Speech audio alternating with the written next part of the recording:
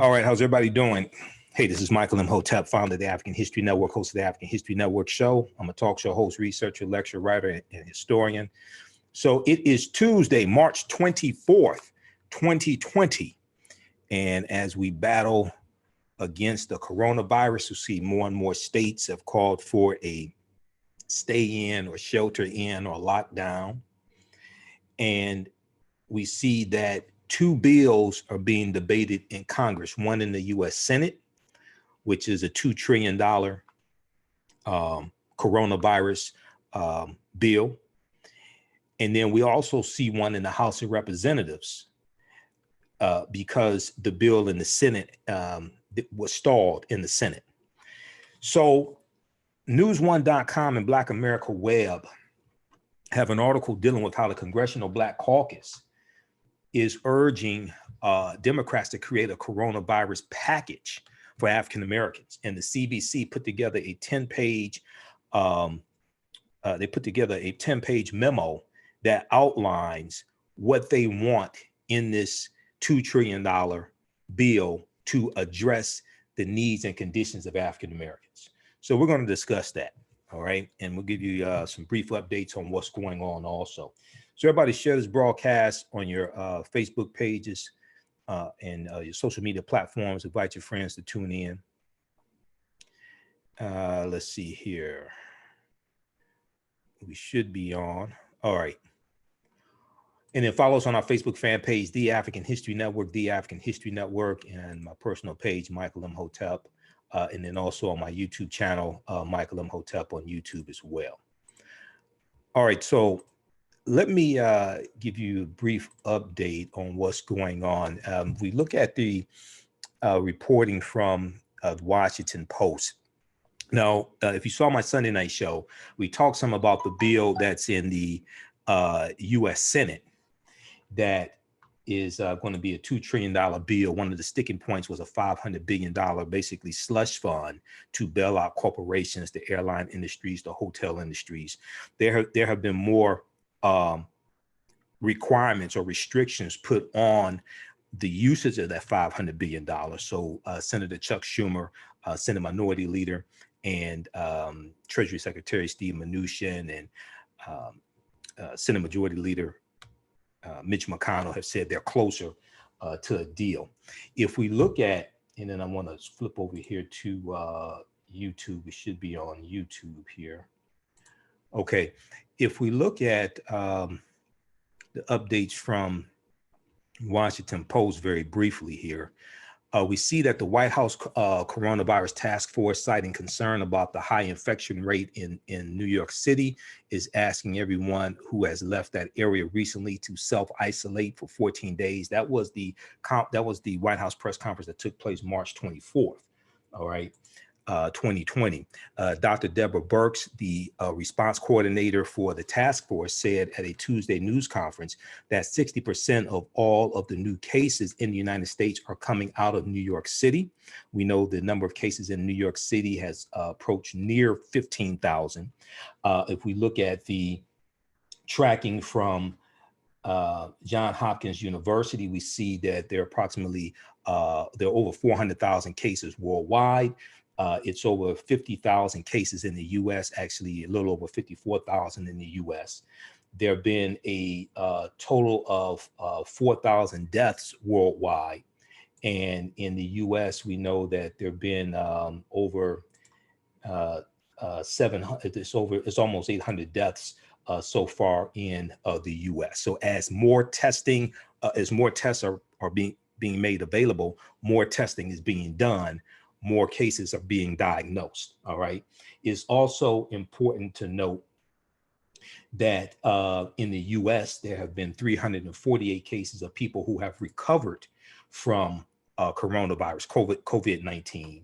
And worldwide, there have been, let's see here. Let me go back to worldwide.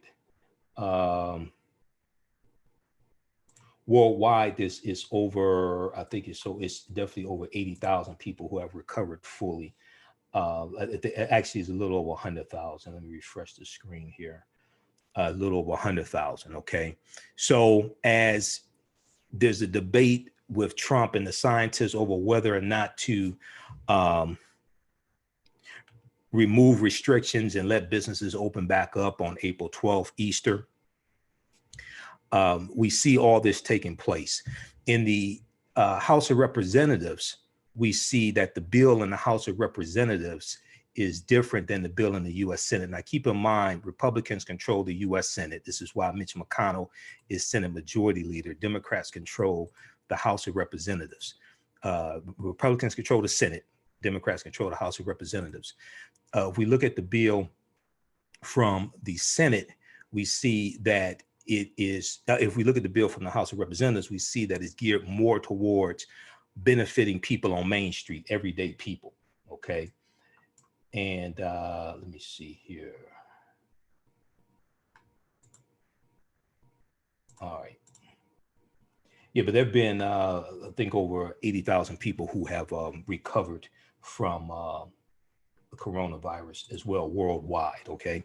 So if we look briefly here at this article from March 24th, 2020, from thehill.com, just to give you an idea of what I'm talking about. Snap Airlines among final hurdles to coronavirus stimulus deal. Disagreements over food stamps and assistance for airlines are among the final hurdles to a congressional deal on a massive stimulus package aimed at combating the coronavirus and bolstering the economy. Now, negotiators say they are close to finalizing the agreement, with Senate Minority Leader Charles Schumer, Democrat from New York, describing the talks as at the 2-yard line, and Treasury Secretary Steve Mnuchin saying he expects a deal with the deal. There was expected to be a deal on Tuesday, March 24th. This is why the stock market set a record. It gained almost 2,100 points. The deal didn't happen. Okay. So the stock market went crazy in positive territory. Now, it still lost the majority of the gains that have been gained under the Trump administration. Okay. But the reason why it did so well on Tuesday, March 24th, is because it was expecting a deal in the Senate. A deal in the Senate doesn't mean that you're going to have a deal in the House on that same bill. You're still going to have back and forth with this, okay? But GOP senators and White House officials emerged from a closed door meeting saying they were still working to draft and agree on the text of the bill, which is expected to be hundreds of pages long. Now, among the stickier provisions is a Democratic push to increase funding for SNAP, Supplemental Nutrition Assistance Program, which helps low-income individuals buy food. Democrats are pushing to boost funding for the program as part of the stimulus package. States are reporting seeing an increase in SNAP applications as businesses have closed or scaled back because of the coronavirus and laid off workers. All right, now, Speaker of the House of Representatives, Nancy Pelosi, Democrat from California, said that she had thought there was an agreement to increase SNAP funding by 15%, but as of Monday, March 23rd, 2020, Monday night, it had been removed from negotiations over what will be in the bill. She said, as of last night, they said that's out. I hope that's not the case because that's so needed, she told CNBC. So that's the bill in the Senate. Because the bill in the Senate didn't pass a couple of days ago, and I talked about this on my Sunday night show, the March 22nd, 2020 edition of the African History Network show, which is on 9:10 a.m. the Superstation WFDF here in Detroit. Because the bill was stalling in the Senate, Nancy Pelosi said Democrats in the House of Representatives would do their own bill. Okay. Now, the potential that the boost in funding could be excluded is setting up alarm bells across the House Democrats caucus, particularly among liberals and members of the Congressional Black Caucus, the CBC. They have long championed SNAP and are insisting it be included in the massive stimulus package. A former Democratic leadership staffer familiar with the concerns said the SNAP supporters are going what the song that Jay-Z and Beyonce had, Ape Sugar Honey Iced Tea. This is the this is what they said. They said they're going ape over it, right? Ape Sugar Honey Iced Tea over it, to the point that Pelosi might have trouble moving the Senate bill through the House by unanimous consent unless the funding is returned. All right. So if we look at, all right, so we'll post a link here to this article. This is from thehill.com, March 24th, 2020. Snap Airlines among final hurdles to coronavirus stimulus deal. Okay. So blackamericaweb.com and also news1.com, two really good articles dealing with this. Now, you saw my broadcast going back, I think March 17th, March 18th, one of those days. I dealt with how, or maybe it's a little bit before then, I dealt with how the coronavirus is going to impact low-wage African-American workers the most. Okay, so go back and watch that broadcast. But if we look at blackamericaweb.com, they have an article here. The CBC urges Democrats to create coronavirus package for African Americans. The CBC urges Democrats to create coronavirus package for Black Americans. This is from March 23rd, 2020. All right. A few days before that, Yahoo News, or on this, actually the same day, yahoonews.com had an article from March 23rd, 2020. Dem rep told colleagues coronavirus bill is tremendous opportunity to restructure things to fit our vision. Dem rep told colleagues coronavirus bill is tremendous opportunity to restructure things to fit our vision. So House Speaker Nancy Pelosi worked to scupper the phase 3 coronavirus relief package on Sunday after Majority Whip James Clyburn, Democrat of South Carolina, told caucus members last week that the bill was a tremendous opportunity to restructure things to fit our vision. Representative James Clyburn of South Carolina comments came on a Thursday, March, I think that was March 19th or 18th. What day was that? March 19th. A Thursday, March 19th, 2020 call featuring more than 200 House Democrats, during which caucus members laid out a list of provisions they wanted to be included in the Senate's $1 trillion package. Republicans have said that Democrats have reportedly demanded increased bargaining powers for unions, as well as environmental regulations for airlines and more wind and solar tax credits. Okay, so read this article. We'll post a link here as well. So the articles from Black America Web and news1.com get deeper into this, because the Congressional Black Caucus is saying, wait a second, you're going to bail out these corporations?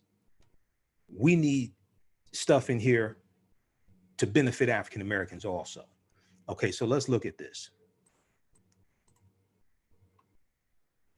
So if we look at the article from blackamericaweb.com, the CBC urges Democrats to create coronavirus package for Black Americans. The Congressional Black Caucus is not standing still in their efforts to make sure the African American community is covered in the aftermath of the coronavirus pandemic. Hours after hosting a tele-town hall to discuss the impact of the coronavirus on the Black community, the CBC sent a 10-page document to Democratic leaders, Speaker Nancy Pelosi, Speaker of the House of Representatives, and Senate Minority Leader Charles Schumer, outlining a package that would benefit the African American community.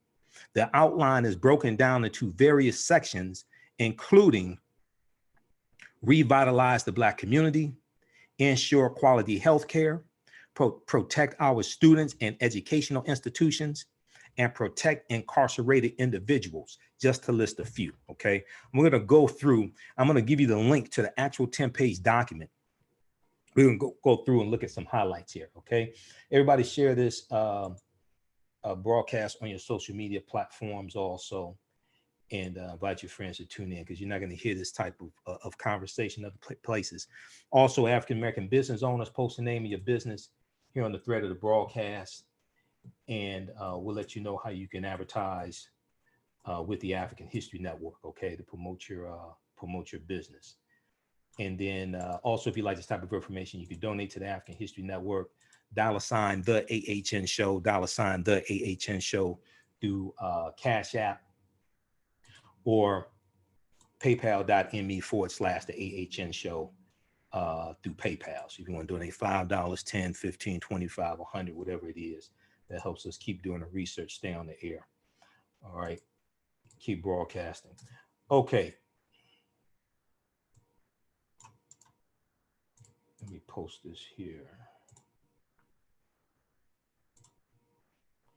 All right, so let's look at this. So part of what's in this 10-page document is provide support for working families by providing all workers with access to paid sick days, paid family and medical leave, so those who are sick or need to take care of a loved one can do so without fear of losing their job or paychecks. Also, we have require a 90-day moratorium, on all consumer and small business credit,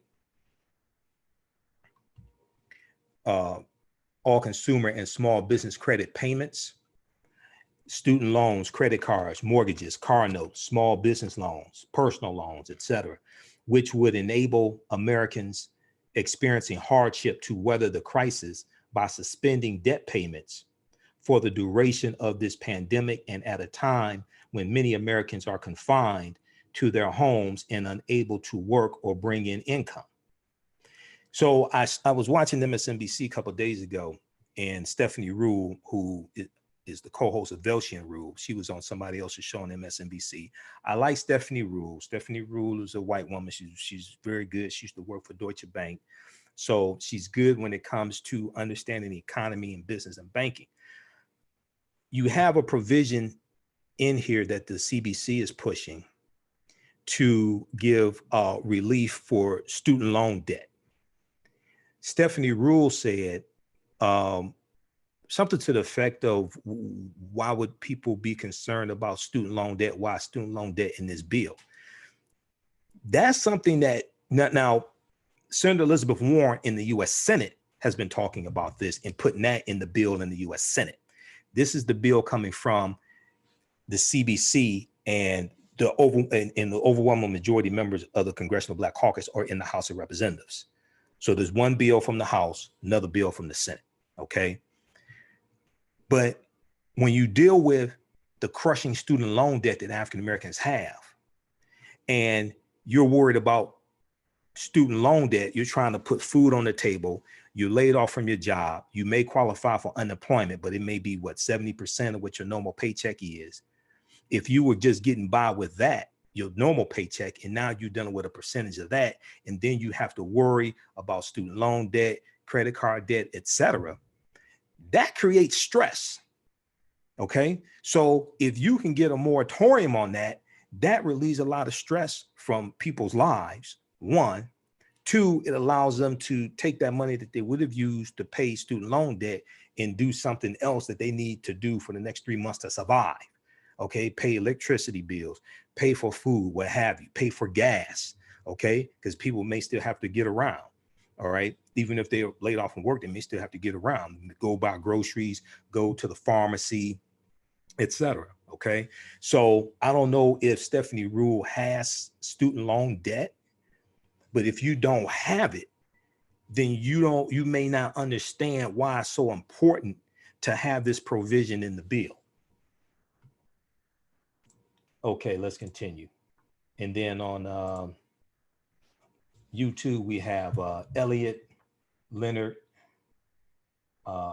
Little Sister, producer HAC, Drew Breeze, just a few of the people watching us on our YouTube channel, Michael Imhotep, Imhotep. So require a 90-day moratorium on all consumer and small business credit payments, which would enable Americans experiencing hardship to weather the crisis by suspending debt payments for the duration of this pandemic at a time when many Americans are confined to their homes and unable to work or bring in income. Provide a nationwide moratorium on utility shutoffs, a nationwide moratorium on utility shutoffs. Provide $1 billion in support for Head Start. Provide $4 billion in child care funding to reduce the strain on families. Grant debt cancellation and immediate relief for millions of people already crushed by record levels of student debt, which would help stimulate the economy when we need it most. Now, some people may say, well, why aren't you just focusing on things that deal with the coronavirus? Okay. One, CBC members realize this may be the only time that they get things like this passed. All right. And because it's a 10-page document, they probably don't expect everything to get passed. But if, for example, if you want 10 items passed, if there's 10 issues that you're concerned about, you want 10 items passed, you don't present 10, you present 20, 25, 30. Because you know you ain't going to get everything you asked for. If you present 30, probably get 15, maybe 10. You present 10, you may get 2 or 3. So if it's 10 items you want, you don't present 10, you present 25, 30. Because that gives you room to bargain, room to negotiate. So if we look at, okay, let's continue with a few more here from blackamericaweb.com. Then I'm going to go to the article from news1.com. And then I'm going to look at the actual 10-page document from the Congressional Black Caucus. And I'm going to give you the links to these also. So the next item, release all juveniles who have committed a nonviolent crime. Release all juveniles who have committed a nonviolent crime. Ensure all incarcerated individuals and staff are tested for coronavirus, including everyone in custody, those going into custody, and those who are scheduled for immediate release. So one of the things that African-American organizations, civil rights organizations, was the NAACP, National Action Network, Color of Change, Black Lives Matter. One of the things that they've been focused on is the incarcerated population. So a lot of people may not talk about the incarcerated population because, and they're saying because they are closely confined, okay, you have them talking about social distancing, okay? Surgeon General Jerome Adams, we see them talking about social distancing at the press conferences, the coronavirus press conference. We see Dr. Anthony Fauci, the CDC. Well, when you're closely confined, you may not be able to social distance yourself. So now what? Okay. And they're saying that the incarcerated population, when you have a pandemic like this, the incarcerated population, especially African-Americans who are incarcerated, as well as Hispanics also, are largely forgotten. And this could very easily spread throughout the incarcerated population. Prioritize releasing incarcerated individuals in prisons, jails, and detention centers through clemency, commutations, and compassionate release. Prioritize releasing incarcerated individuals in prisons, jails, and detention centers through clemency, commutations, and compassionate release. And I've seen a few stories dealing with in different cities how nonviolent prisoners are being released, etc. We know there were some documented cases at Rikers Island in New York. And then I saw a story dealing with Mayor Bill de Blasio, mayor of New York, and I think it was dealing with releasing prisoners. I'm gonna try to pull that up. So make sure I get that accurate, but I just saw a story dealing with that. Okay. All right. So this article from blackamericaweb.com is the CBC urges Democrats to create coronavirus package for Black Americans.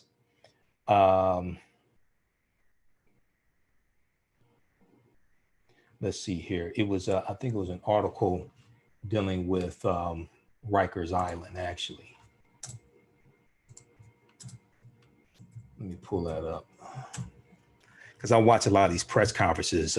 Governor Cuomo of New York is looking more like the president of the United States. I mean, his press conferences are brilliant. I mean, he makes, well, it doesn't take much to make Donald Trump look like an idiot, but his press conferences are brilliant, Governor Andrew Cuomo. Let's see here. Yeah, coronavirus, New York City to release 300 non-violent inmates from Rikers Island. That's from CNBC.com, CNBC.com. That's from CNBC.com. Okay, so let's continue here. That's from March 24th, 2020 from CNBC.com.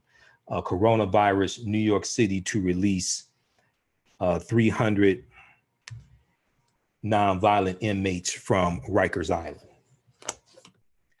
All right, so I want to go to the article from, let's go to the article from news1.com. Congressional Black Caucus coronavirus stimulus proposal, protect those who are most at risk. Coronavirus, Congressional Black Caucus coronavirus stimulus proposals, protect those who are most at risk. This is from March 23rd, 2020 as well. March 23rd, 2020, news1.com. Also, this they also have an article dealing with how African-American owned businesses are especially hit hard by this by the coronavirus impact on the economy. Black owned businesses are especially hurt by coronavirus as stimulus package stalls. This is from March 22nd, 2020 by Bruce Wright. So the CBC has submitted a sweeping list of proposals that it says elected officials must implement to specifically protect Black people in America and their best interests as the country grapples with the coronavirus crisis. The group of influential officials from Congress and the Senate sent a letter to Speaker of the House Nancy Pelosi and Senate Majority Leader Charles Schumer with suggestions centered on healthcare, protecting Black-owned businesses, and voting rights to be considered as part of the estimated $1 trillion, but it's going to be more like $2 trillion stimulus package to help with the economy during the coronavirus outbreak.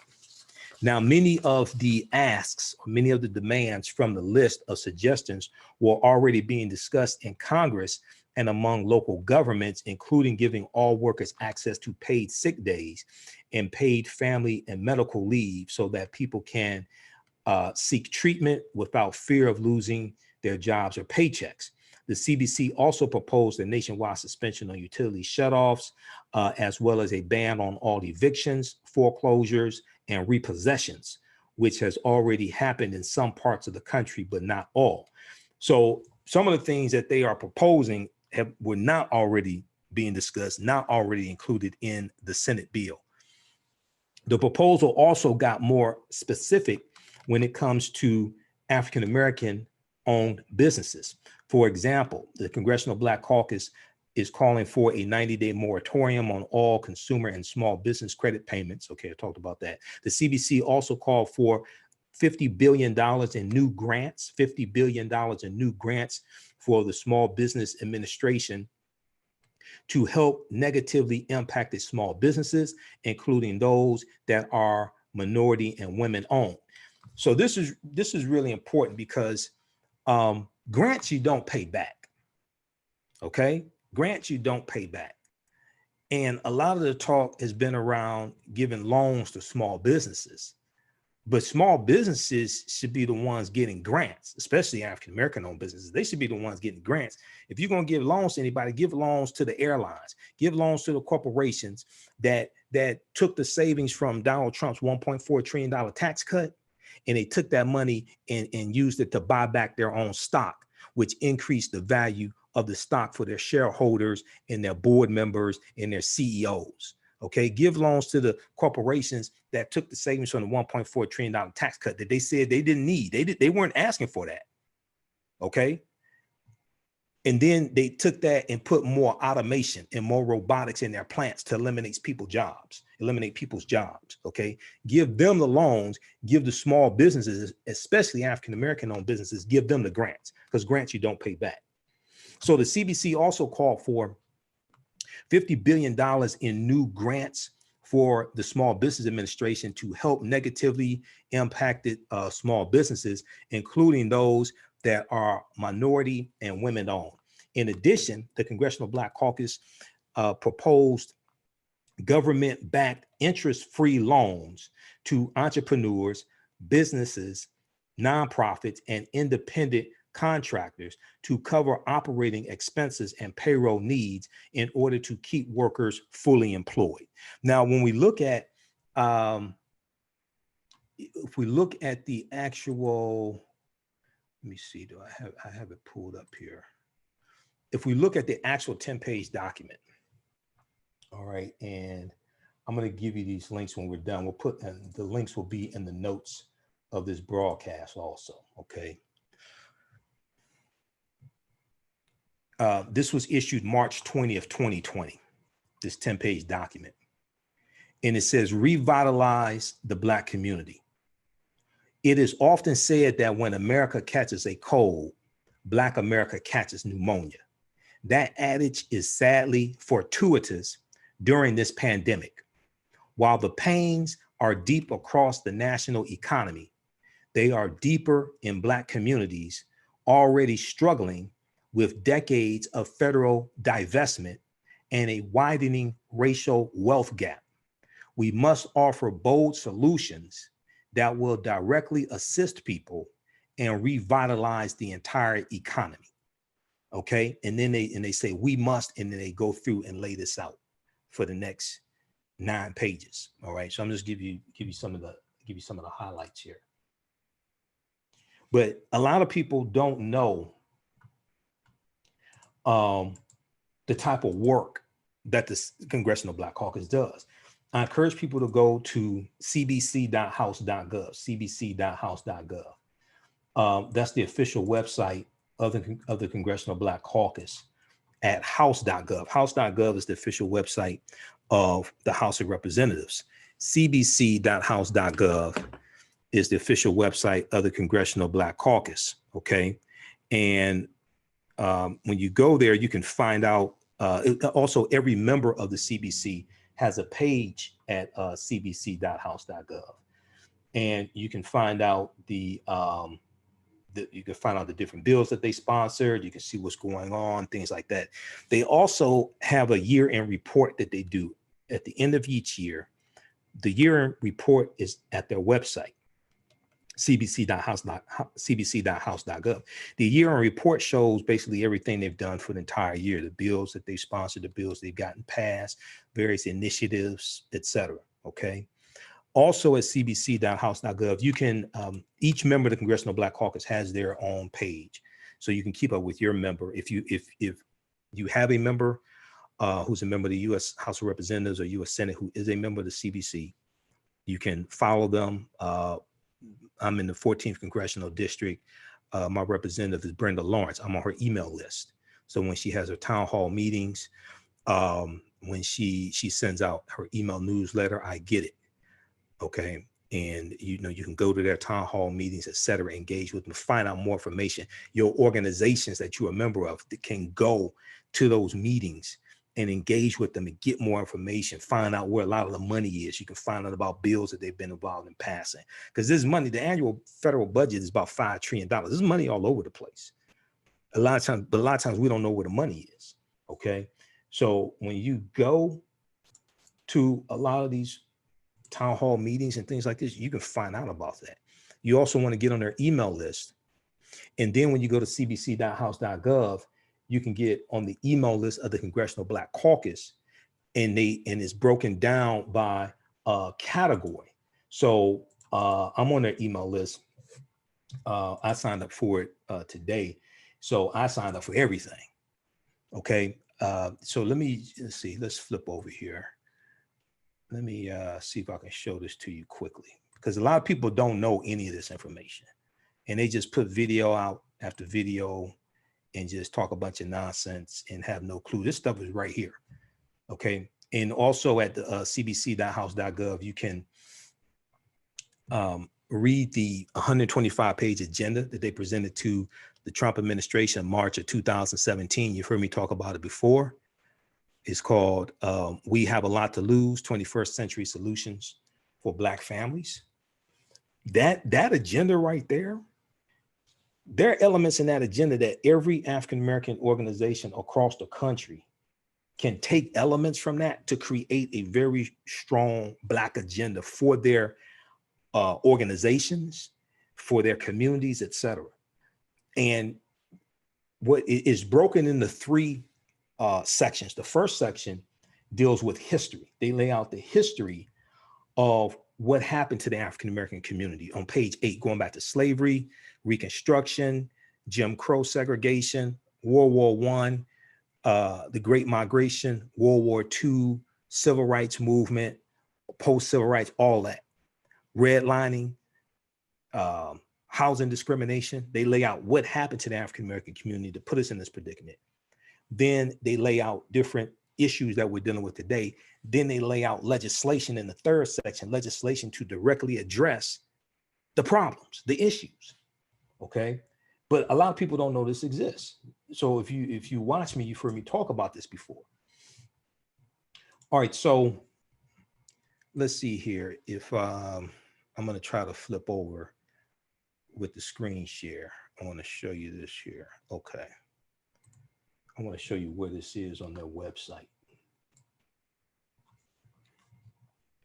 Okay, let's turn on the screen share. Hopefully this doesn't freeze up on me, because I have about 50 tabs open. I've been trying to close all these tabs I'm going through, and the things I don't have bookmarked, I have thousands of articles bookmarked, but the ones I don't have bookmarked, I'm trying to bookmark them before I close these tabs out, because the research is constant. Okay, so if we look at this here, this is at the Congressional Black Caucus website, cbc.house.gov. When I find when I do it in my browser, I have to do https://cbc.house.gov.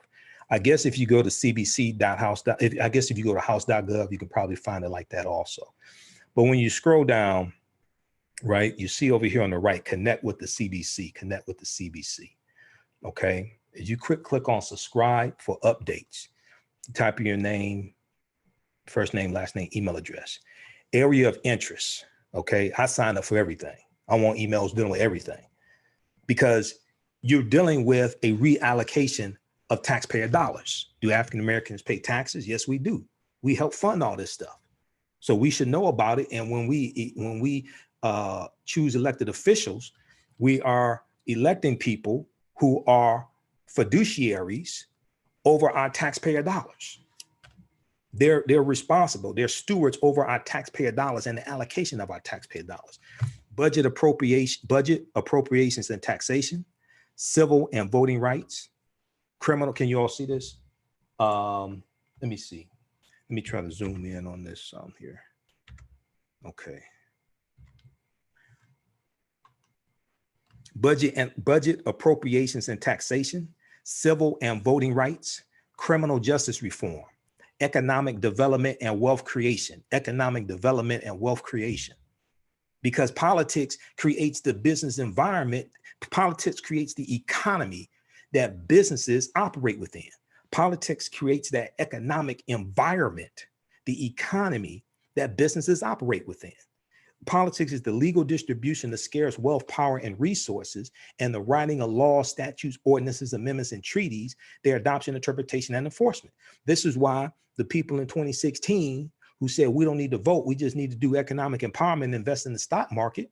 Okay, so even though the stock market has made some gains, it is still lost the majority of the gains that have been made under the Trump administration, going back to February 2017. It's still lost the majority of those gains. So even though it may be up in gains 2,000 points one day, let this fool keep talking and see what happens to it.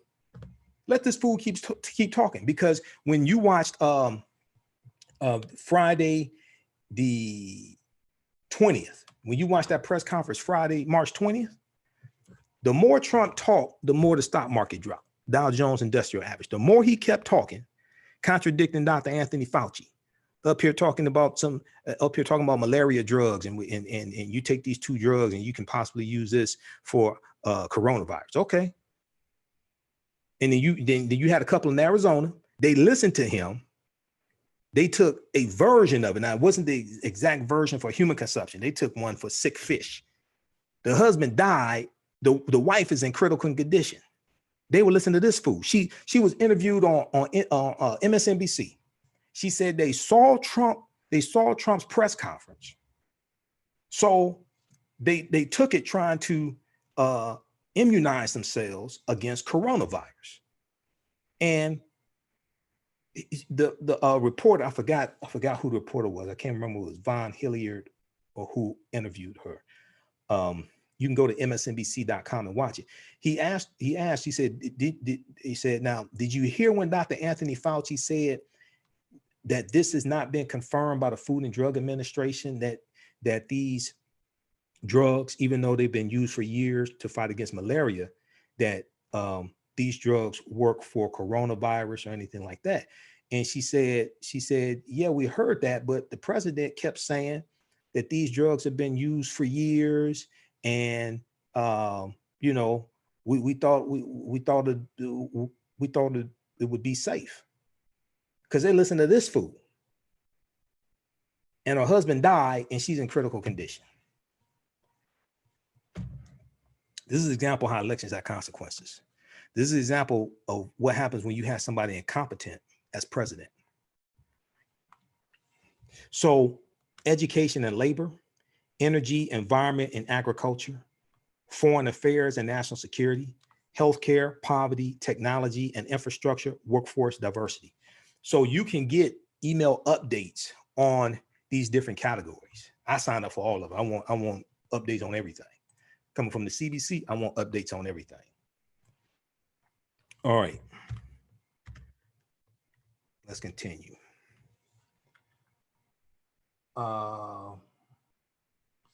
You can't blame Trump for them doing that. Trump was providing false hope.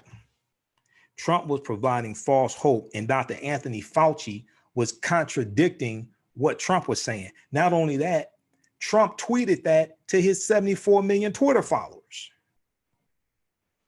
This is what happens when Trump is trying to, he's trying to get reelected by propping up the economy. And he's giving false hope after he dropped the ball many, many times. Go watch the Sunday night show that I did March 22nd, while I broke this down, how there were numerous early warning signs that Trump ignored dealing with coronavirus, going back to January 2020. Numerous warning signs from the intelligence community that are briefing him, from Secretary of Health and Human Services, Alex Azar, from mid-January, even as recently as February 28th, 2020. As recently as February 8th, 2020, when Donald Trump was in South Carolina for his campaign rally, he said that the coronavirus was the Democrats' new hoax. 2 weeks later, he declares a national emergency. 2 days after the World Health Organization declared it a global pandemic. Okay? February 28th, 2020, he said it was the Democrats' new hoax. So he has been dropping the ball all along the way with this. All right, let's continue here. How's everybody doing? Share this broadcast on your social media pages. Invite your friends to tune in. Also visit our website, AfricanHistoryNetwork.com, African History Network. AfricanHistoryNetwork.com. All of my DVD lectures are there, digital downloads. The online course that I teach that's on demand, Ancient Kemet, the Moors, and the Ma'afa, understanding the transatlantic slave trade, what they didn't teach you in school. We have all that at our website, AfricanHistoryNetwork.com. All right. So if we go back to the, I want to go back quickly to the article from news1.com, which is Congressional Black Caucus Coronavirus Stimulus Proposals Protect Those Who Are More at Risk. So the proposal also got more specific when it comes to Black-owned businesses. So we talk about $50 billion in new grants for the Small Business Administration to help negatively impact the small businesses, including those that are minority and women-owned. When it comes to voting rights, the Congressional Black Caucus asked for a change of procedure for casting ballots in the midst of the coronavirus crisis. They asked for a change of procedure for casting ballots in the midst of the coronavirus crisis. That includes establishing a national vote by mail system for all remaining primaries and the general election. The group is also seeking, the CBC is also seeking an end to voter suppression by restoring Section 5 of the Voting Rights Act of 1965. So the CBC is pushing hard for these initiatives that will benefit the African American community, because they realize that this may be their only chance to get these bills to get these initiatives. They realize this may be their only chance to get this passed by putting it in this coronavirus stimulus package, putting this in this bill. But the coronavirus and its impact on the economy impacts all of these, is related to all of these various initiatives that they're talking about, these various issues that they're talking about. We've seen primaries canceled. Governor Mike DeWine in Ohio canceled the primary there. We've seen the primary in Louisiana pushed back. We saw the primary in a couple of other states that's been delayed as well. That's been rescheduled. Okay, so since we don't know how long this is going to take place, all right, they're saying we should establish a national vote by mail system for all remaining primaries and the general election, the November 3rd, 2020 general election.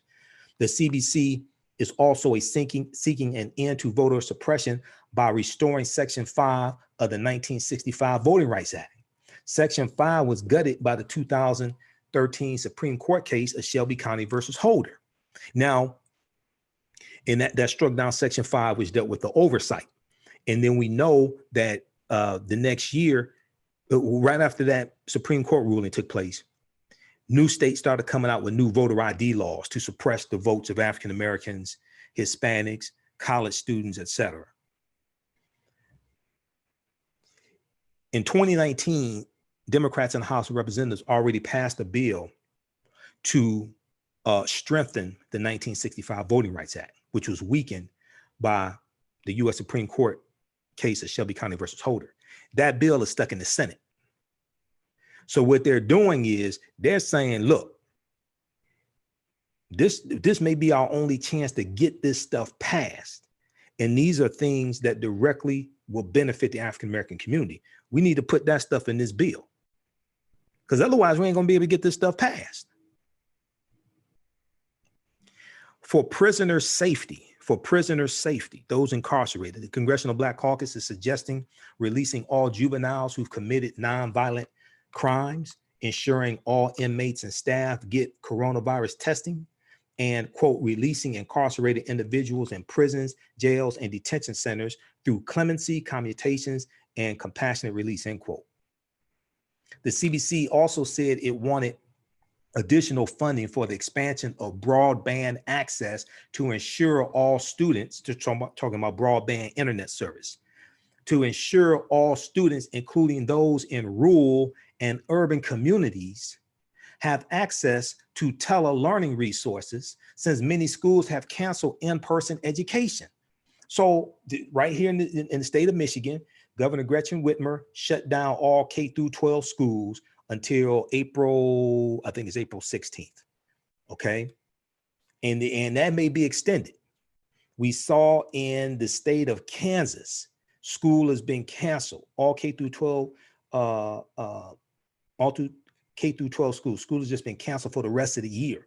We've seen other states that have shut down school as well. We saw in the city of New York, Mayor de Blasio had to shut down K through 12 schools. So people are saying, okay, we'll do school online. Well, what about communities, including rural communities, that they're not wired for high-speed internet? And we know that about 25% of African Americans live in rural communities, live in rural areas. About somewhere around 50% live in the inner city, about 25% or so live in the suburbs, because the suburbs are less white now. About 25% live in rural areas. The infrastructure bill that Donald Trump walked away from in 2019, the infrastructure bill, Democrats are saying we need to put internet broadband expansion in that infrastructure bill, because that's something that will positively impact African Americans. It impact African American businesses as well. If you're in those rural areas and you can get reliable high-speed internet access, you can do webinars, you can use it for your business, you can use it for e-commerce, you can use it for distance learning. So a lot of times, if you live in areas that has reliable high-speed internet service, you may take it for granted and think everybody has that. No, they don't. So the CBC said it also wanted additional funding for the expansion of broadband access to ensure all students, including those in rural and urban communities, have access to telelearning resources, since many schools have canceled in-person education. The CBC also reiterated its demands made before the coronavirus hit, such as canceling student debt and providing funding for historically Black colleges and universities, HBCUs, especially in this time of the coronavirus, because the HBCUs are hit hard by coronavirus. Not only have they had to cancel graduations, they've had to cancel the rest of the school. Well, they've had to send students home. Now they're going to try to some of them are doing it online, but they've had to send students home. This is going to be a big financial hit for HBCUs also. And because of this, some of those students may not be able to come back the next year, depending upon what happens. And now they have to do distance learning. They may be in areas where they don't have reliable internet access. And the other thing is, I saw one article that talked about how some students now who are living in the dorm has to shut down for health reasons, okay? Because the schools, the schools are ending the rest of the school year. They're doing distance learning. They have to shut down the dorms for health reasons. Some of those students are now homeless. They don't have anywhere to go. They were staying in the dorm. They may not have family members they can stay with. Now they're homeless. The CBC also, so as of Sunday evening, March 22nd, there's a massive, almost $2 trillion coronavirus stimulus bill failed to pass in the Senate. They're still trying to get it passed. Mitch McConnell and Chuck Schumer and Treasury Secretary Steve Mnuchin said they're close to a deal. We'll see what happens. Once it passes the Senate, it has to go to the House of Representatives, though. The House has their own version of the bill. The Senate has their version of the bill. Okay, so read this article here from newsone.com, because this aspect of coronavirus, you won't hear a lot on MSNBC or CNN. Definitely probably won't hear this on Fox News, okay? Congressional Black Caucus coronavirus stimulus proposals protect those who are most at risk. Now, this is from March 23rd, 2020.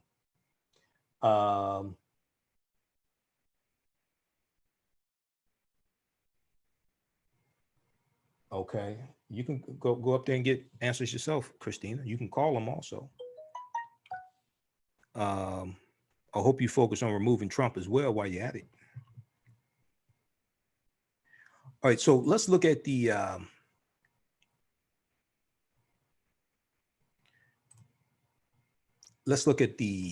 document that they submitted. This is from March 20th, 2020. Revitalize the Black community. It is often said that when America catches a cold, Black America catches pneumonia. That adage is sadly fortuitous during this pandemic. While the pains are deep across the national economy, they are deeper in Black communities already struggling with decades of federal divestments and a widening racial wealth gap. We must offer bold solutions that will directly assist people and revitalize the entire economy. So then they go lay out they go lay this out for the next 9 pages, different aspects of this, different bullet points. I'm gonna give you a few additional ones. Extend the data collection period for the 2020 census count to ensure an accurate count. The census provides over $800 billion annually, over $800 billion annually in federal resources to local communities, including African-American communities like Detroit. At present, the Census Bureau is reportedly behind on hiring workers due in part to fears of exposure to the virus. So go to census.gov. Census.gov is the official website of the U.S. Census Bureau. The U.S. Census, or the Census Department, is hiring 500,000 people to conduct the census in various departments. They're hiring 500,000 people. You can go to census.gov, CENSUS, and apply, get more information and apply. The census is taken once every 10 years, but it impacts annual funding based upon the results of the census and based upon population in cities that have increases in population, cities and states that have decreases in population. This influences the federal funding to these cities and counties and states for the next 10 years. So the census provides over $800 billion annually in federal resources to local communities. At present, the Census Bureau is reportedly behind on hiring workers due in part to fears of exposure to the virus. With low census staffing, we are now presented with the threat of massive census undercounts. Moreover, large swaths of communities are being displaced due to the coronavirus threat, from student bodies moving out of their dorm rooms to individuals in group quarters like senior nursing homes to those in halfway houses and correctional facilities. So they're saying, well, wait a second, these people are displaced. How do you count them? How do you, if they're displaced from nursing homes, if they're displaced from their dorm rooms, things like this, maybe they don't have somewhere to stay. How do you count that population? We cannot run the risk of a census undercount due to this pandemic.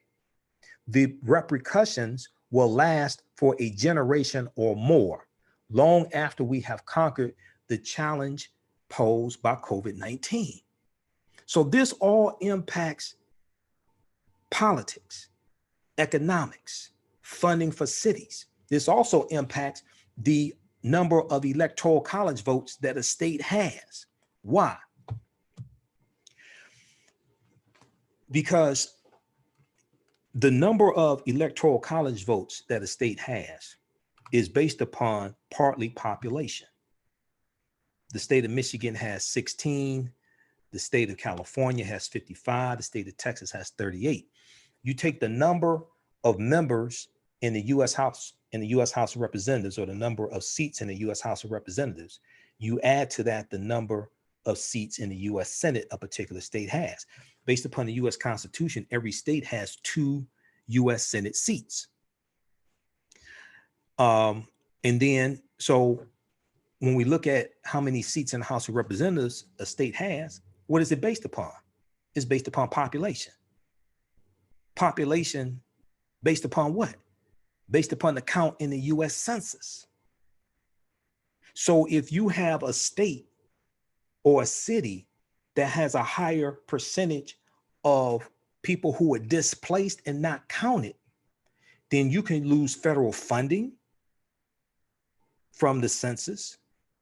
Based upon the census, the count, you can lose federal funding, and you can lose seats in the House of Representatives. If your state loses seats in the House of Representatives, that reduces the power of that state when it comes to the Electoral College. So for instance, about, I think it was around the year 2000, Detroit dropped under 1 million citizens in population in that census. So we lost a lot of federal funding, but we also lost a congressional seat. Okay.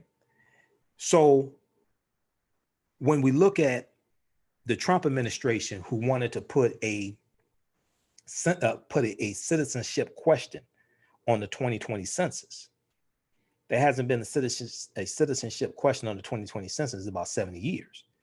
And if you actually understand the census, was created by at the Philadelphia Convention, 1787, when the Constitution is drafted and signed, September 17th, 1787, the Constitution is signed, it's ratified in 1788. The Constitution stipulates that every person in the country is counted, not every citizen, every person, period, regardless of status, regardless of whether they're going through the process, regardless of whether they're undocumented, regardless of whether they're here legally. It doesn't stipulate that every citizen is counted. It stipulates that every person is counted, because that deals with funding, that deals with representation, that deals with seats in the House of Representatives. So what they're talking about is, because of coronavirus displacing a lot of people, this can have a catastrophic impact on the results of the census for African Americans, and that would impact African American communities for the next 10 years. Next, make public health emergencies eligible for major disaster declarations under the Stafford Act, which would allow the full weight of the federal emergency management agencies, FEMA, disaster programs and resources to be applied to the current crisis, including individual assistance, such as direct cash assistance for individuals.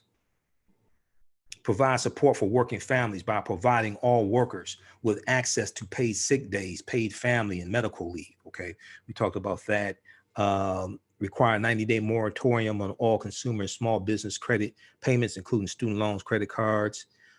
I'm gonna skip over some of the stuff that's redundant here.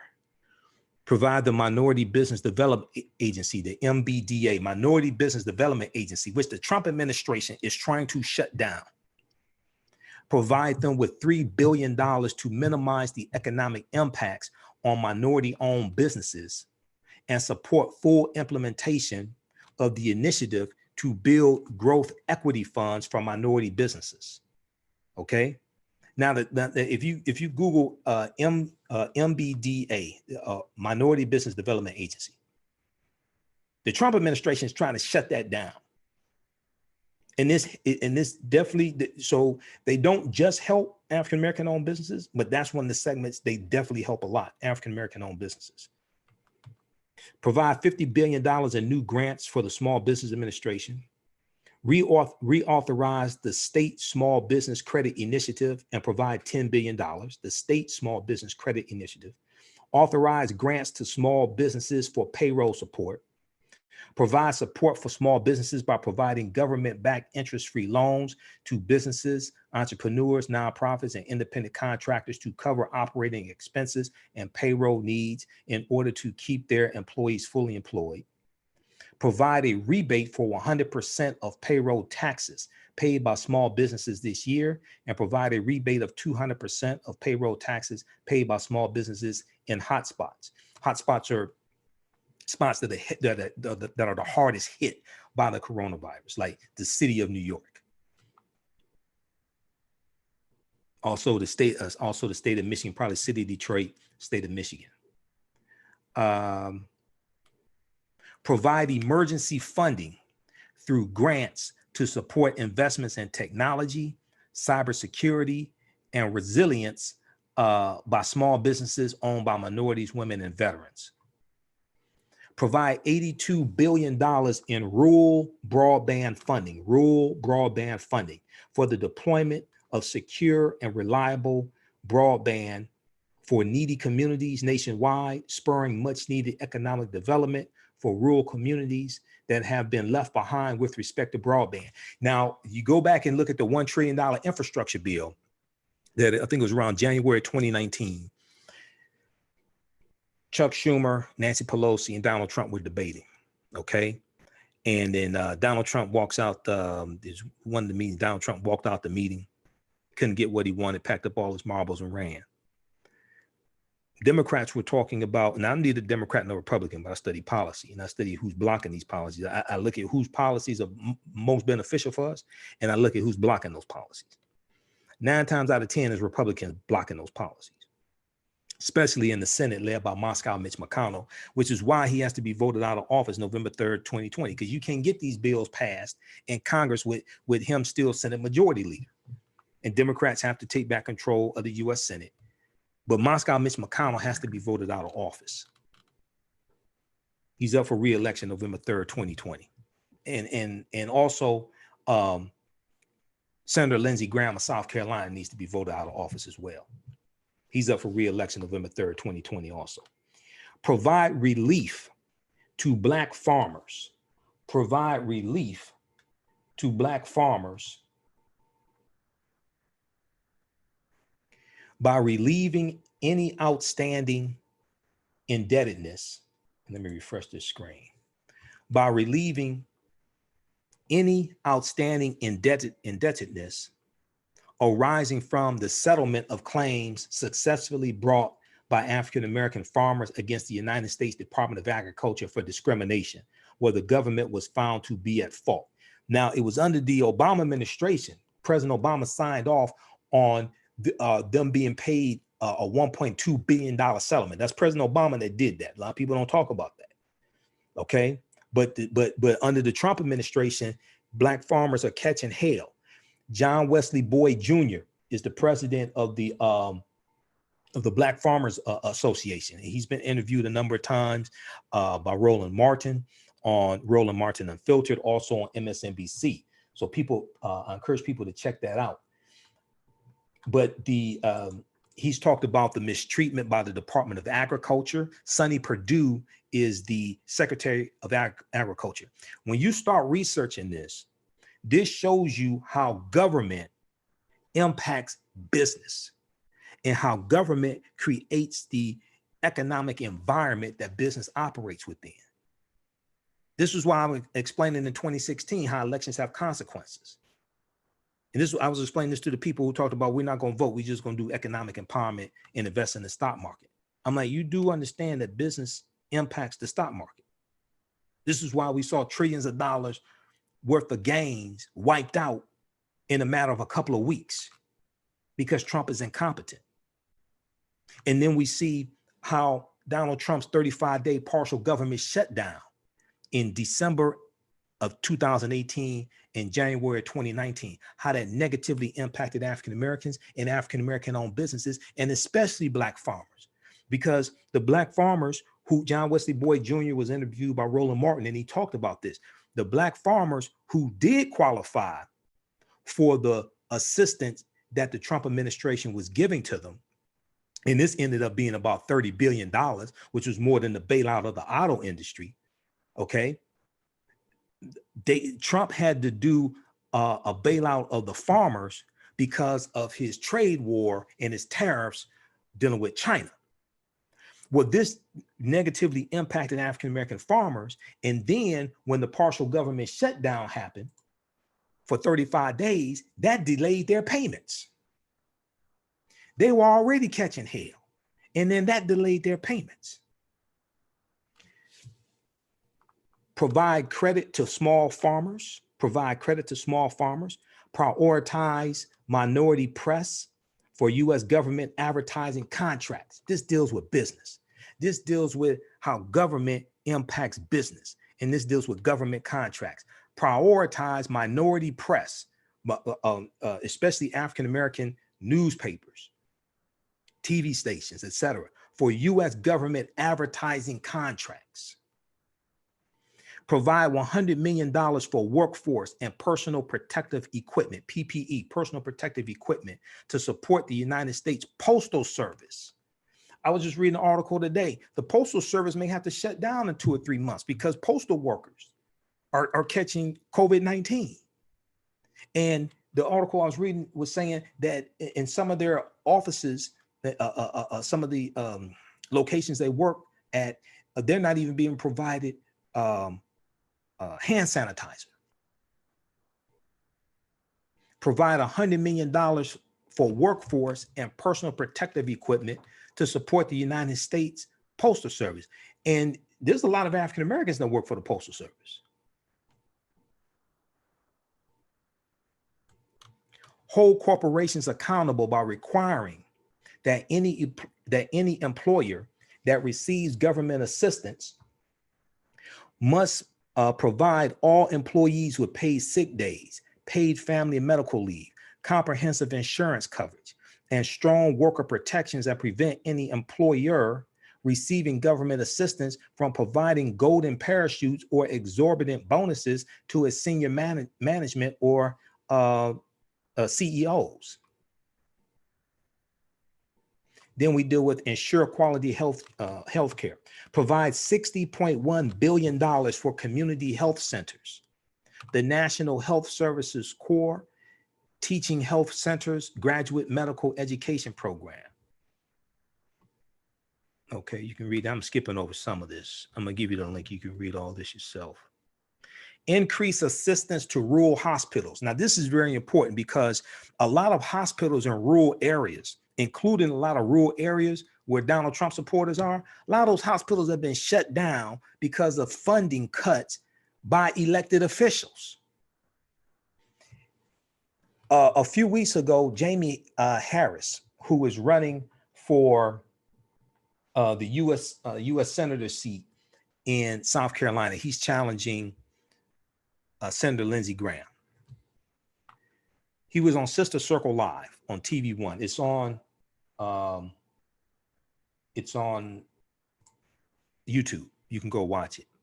He talked about how there have been a number of hospitals shut down in South Carolina and how funding has been cut and how he would do things differently. And politics impacts the funding of hospitals and where hospitals are. So there was an article from the Washington Post that dealt with how, and just a second here.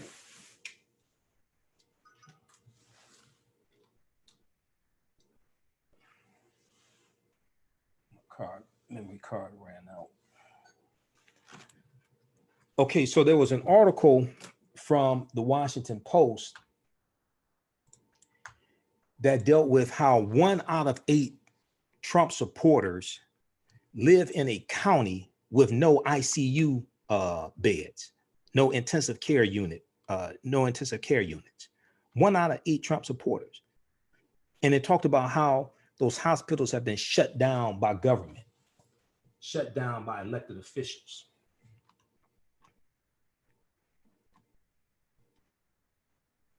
So increase assistance to rural hospitals and increase funding and flexibility to help open or refurbish new medical facilities in rural areas. Ensure coverage of treatment, therapies, and vaccines for coronavirus without cost sharing for all Americans. All right, let me skip over some of this. Provide $3 billion. So when we look at protect our students and our educational institutions. This document is broken up into sections. protect our students and educational institutions. The coronavirus pandemic is posing a major challenge to educational institutions as social distancing practices necessarily take place. We must ensure equal access to quality education by providing support to both students, teachers, and our institutions.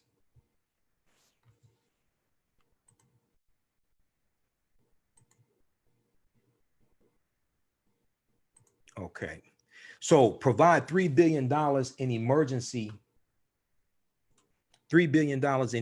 funding to HBCUs and minority serving institutions. Provide funding to assist educational institutions with planning for closures, including how to provide meals to students, how to ensure proper cleaning and sanitation, and help to coordinate eligible entities, preparedness and response efforts with public health departments and other relevant agencies. Provide funding for financial aid, including Pell Grants, similar to provisions in the American Recovery and Reinvestment Act, to support students unexpectedly impacted by school closures, including student loan relief for borrowers.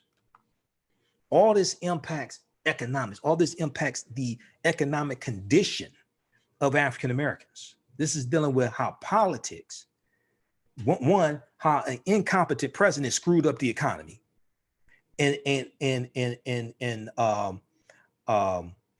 mishandled the coronavirus, the response to the coronavirus, mishandled that, which has led to an economic catastrophe.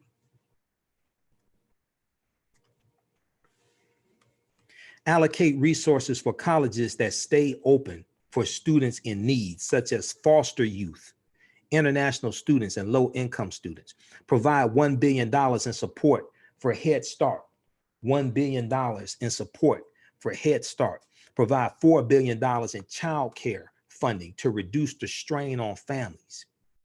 Grant debt cancellation and immediate relief for millions of people already crushed by record levels of student debt, which would help stimulate the economy when we need it the most. The next section, protect incarcerated individuals. Okay, so we talked about some of those things. Provide $4 billion for second chance grants. $4 billion for second chance grants, with priority given to community-based nonprofit organizations to ensure individuals released from custody have the resources needed to successfully reintegrate into their communities.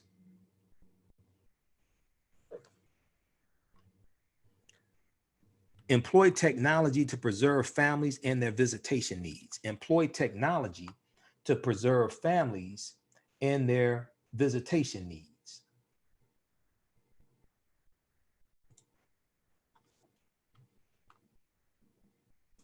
Including providing video conferencing and calls free of charge.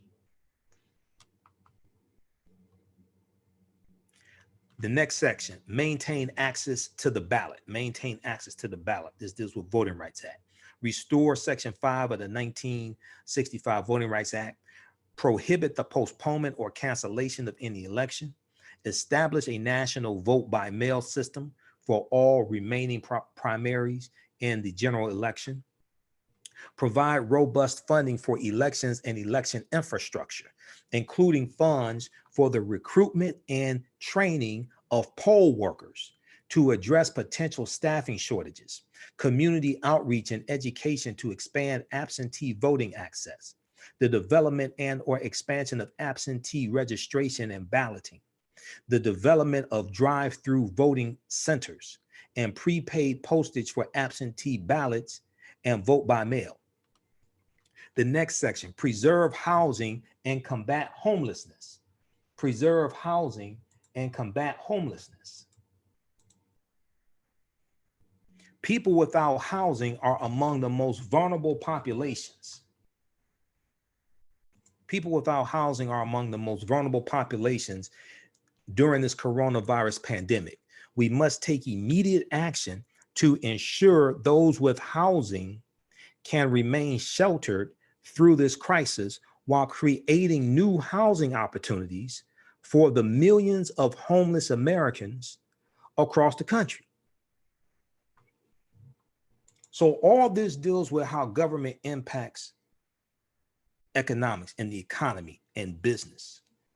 Politics is the legal distribution of scarce wealth, power, and resources, and the writing of laws, statutes, ordinances, amendments, and treaties, their adoption, interpretation, and enforcement. The article from news1.com that dealt with the impact on African-American owned businesses, Black owned businesses are especially hurt by coronavirus as stimulus package stalls. One of the more understated casualties of the sudden economic and social distancing effects of the coronavirus has been Black owned businesses. Okay. One of the businesses that's mentioned in here is Black and Mobile, and they have an app. They operate in Philadelphia and Detroit. I reached out to the owners of Black and Mobile. They are a delivery service, and they deliver food orders from restaurants, specifically African-American owned restaurants. Okay. So I'll be interviewing them very soon. I reached out to them to set up an interview with them. So look out for that. We'll do that on Facebook Live and YouTube.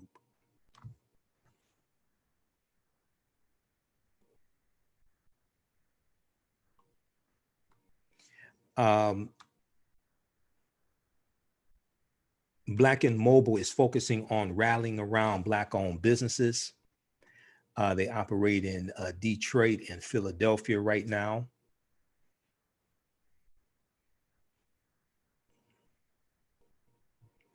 If there is one positive that has emerged for Black-owned restaurants in the coronavirus era, it's the use of technology. The food delivery service Black and Mobile is focusing on rallying around Black-owned eateries during the health crisis. Okay, so they have an app that you can download, and the app, you get it from your Play Store, get it from your App Store. The platform was founded in 2019 by Philadelphia brother duo Aaron and David Cabello, Cabello, and it was created to spread awareness about Black-owned establishments by helping them grow their digital presence in an effort to connect them with more customers and boost their sales. The delivery service has expanded into Detroit and has an ever-growing directory that features 30 Philadelphia based restaurants and nearly 20 in the city of Detroit. The twin brothers are dedicated to supporting Black-owned businesses all year round, but say due to the current health crisis, they need assistance now more than ever. Black and Mobile has experienced a surge in deliveries and sales since the outbreak shifted the communities they serve. The founders say they hope to expand in other cities. So this is their app. I downloaded their app. Let's see here. Let's go. This is their app. So when you download their app is called Black and Mobile. When you download their app, it shows you the restaurants that they service in different cities, in different parts of the city also. Okay, different parts of the city. So you can look at North Philadelphia, and then you swipe and it shows you the restaurants in North Philadelphia. Then you scroll down, it shows you samples of the different dishes that they have. Then you scroll down and it shows West Philadelphia, okay, restaurants, South Philadelphia, Center City. Then we go to Detroit restaurants, okay, Detroit restaurants. Then we look at the west side of Detroit, Baby Back Open Pit, Cafe 6, Durden's Catering, Golden Wings, Cuzzo's Chicken, the Jamaican Pot, west side of Detroit. We look at Midtown, the restaurants in Midtown, Yum Village, and the Jamaican Pot. Okay. So, I mean, this is right here. This is innovation right here. This is like disruptive technology, like Uber or Lyft. Okay, this is innovation right here. So I'll be interviewing. I think it's David who I'll be interviewing. So look out for that interview. But success is where preparation meets opportunity, and entrepreneurs are those who provide solutions that other people can't provide, and they do it at a profit. This is what entrepreneurs are. All right, if you like this type of information, also you can donate to the African History Network, $ the AHN Show through Cash App, $ the AHN Show through Cash App. Then also through PayPal, paypal.me/the AHN Show, paypal.me/the AHN Show, or at our website, AfricanHistoryNetwork.com. Click on the yellow donate button. You can donate there. So if you want to donate $5, 10, 15, 25, 50, 100, whatever that helps us keep doing the research. African-American business owners, post and name your business here on the thread of the broadcast. We'll let you know how you can advertise with the African History Network. Email us at customerservice@AfricanHistoryNetwork.com, customerservice@AfricanHistoryNetwork.com. So people are at home right now and they want something to read, right? Well, the book by DeKalb Walcott Jr., Black Heroes of Fire, deals with the history of the first African-American fire company in the city of Chicago. They were known as Engine Number 21. Black Heroes of Fire introduces and describes the background of members of Engine Number 21, Chicago's first organized paid African-American firefighting company. You can order this book from Amazon.com or the website blackheroesoffire.com, and find out about the bravery, the heroism, and the life-saving acts of the members of Engine Number 21 in the city of Chicago. Now, a lot of people are looking for various products, soaps, natural toothpaste, and sageandelmapothecary.com has these products that you're looking for. Sageandelmapothecary.com creates unique products, especially with you in mind. They use simple ingredients such as whole fruits, herbs, and vegetables. Each product crafted offers a unique plant-based experience. They offer over 60 different beautifully handcrafted soaps, natural toothpaste, hydrating oils, deodorants, face masks, shampoos, conditioners, and so much more. Visit their website, sageandelmapothecary.com, APOTHECARY, and you can order their products there, find out about their pop-up shops and vending events. Use the promo code AHN Spring 20, AHN Spring 20, to get 20% off your order. All right, so a lot of people may not be going to some brick and mortar stores, but they still need shoes. Well, the Wide Shoe Outlet can help you with this. The Wide Shoe Outlet, they're located in Marlow Heights, Maryland, but you can also order from their website, simplywide.com. So they carry they carry men and women's shoe sizes up to 15 EE. They carry brands by Naturalizer, Soft Spots, Ross Homerson, ProPet, Walking Cradles, Easy Street, and others. You can give them a call, area code 301-702-1401, 301-702-1401, and visit their website, simplywide.com. Let them know you found out about this from the African History Network. Okay, let's continue. How's everybody doing here?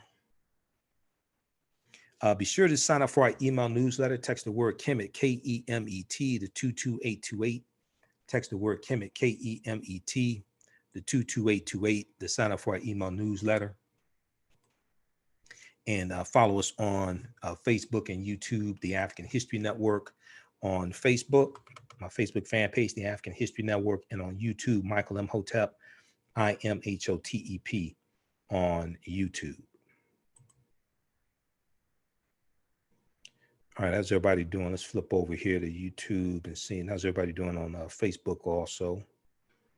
Let's adjust this. Just give me a minute here. The computer's running a little slowly. Be sure to listen to my Sunday night show, the African History Network show. We do that Sundays, 9 p.m. 11 p.m. Eastern Standard Time.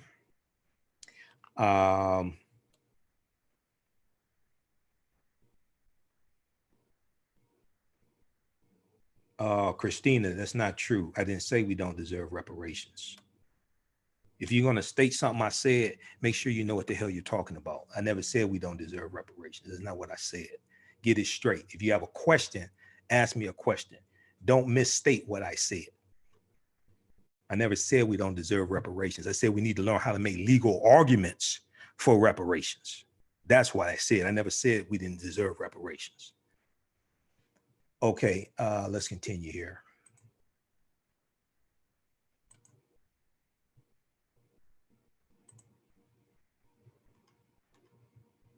I want to go back to the document from the CBC, because you're not going to hear, I watch MSNBC all day. I haven't heard them talk about this on MSNBC and break this down. I think Roland Martin talked about this some. I know Roland talked about the teletown hall meeting that the CBC had, things like this, but you have to go to African-American media for this type of information. Okay, preserve housing and combat homelessness. Preserve housing and combat homelessness. Provide $290 million for fair housing enforcement, including $200 million for the Department of Housing and Urban Development, Office of Fair Housing and Equal Opportunity, and $90 million to ensure that fair housing organizations and state and local agencies have sufficient resources to deal with an expected surge in fair housing complaints, including pandemic-related financial scams that target protected classes. Ban all evictions, foreclosures, and repossession. Ban all evictions, foreclosures, and repossessions, including manufactured homes, RVs, and cars nationwide, to ensure that people can safely quarantine in their homes if necessary. Require forbearance for mortgages or rental properties, to the extent that owners of rental properties continue to have trouble servicing their debt during the suspension of rental and payment and evictions, even with the rental assistance fund. Require forbearance for mortgages on rental properties. So you have African Americans who said, okay, we're going to engage in economic empowerment. We're going to buy up land. We're going to buy rental property. We've been listening to Dr. Claude Anderson. So we're going to buy up land and we're going to turn this into rental property, right? So now, because you have governors that have suspended evictions and foreclosures in their states. Okay, so if the landowners, so a lot of these African Americans who own rental property, they have mortgages on those rental properties. Okay, well, they still owe the bank. They may have to do repairs on the rental properties during a period of time when the tenant doesn't have the money to pay because the tenant got laid off from work or they lost their job. So what happens? Require forbearance for mortgages on rental properties to the extent that owners of rental properties continue to have trouble servicing their debt during the suspension of rental and payment and evictions, even with the rental assistance fund. Provide $10 billion for community development block grants. Provide $10 billion for community development block grants. Let me post this link here.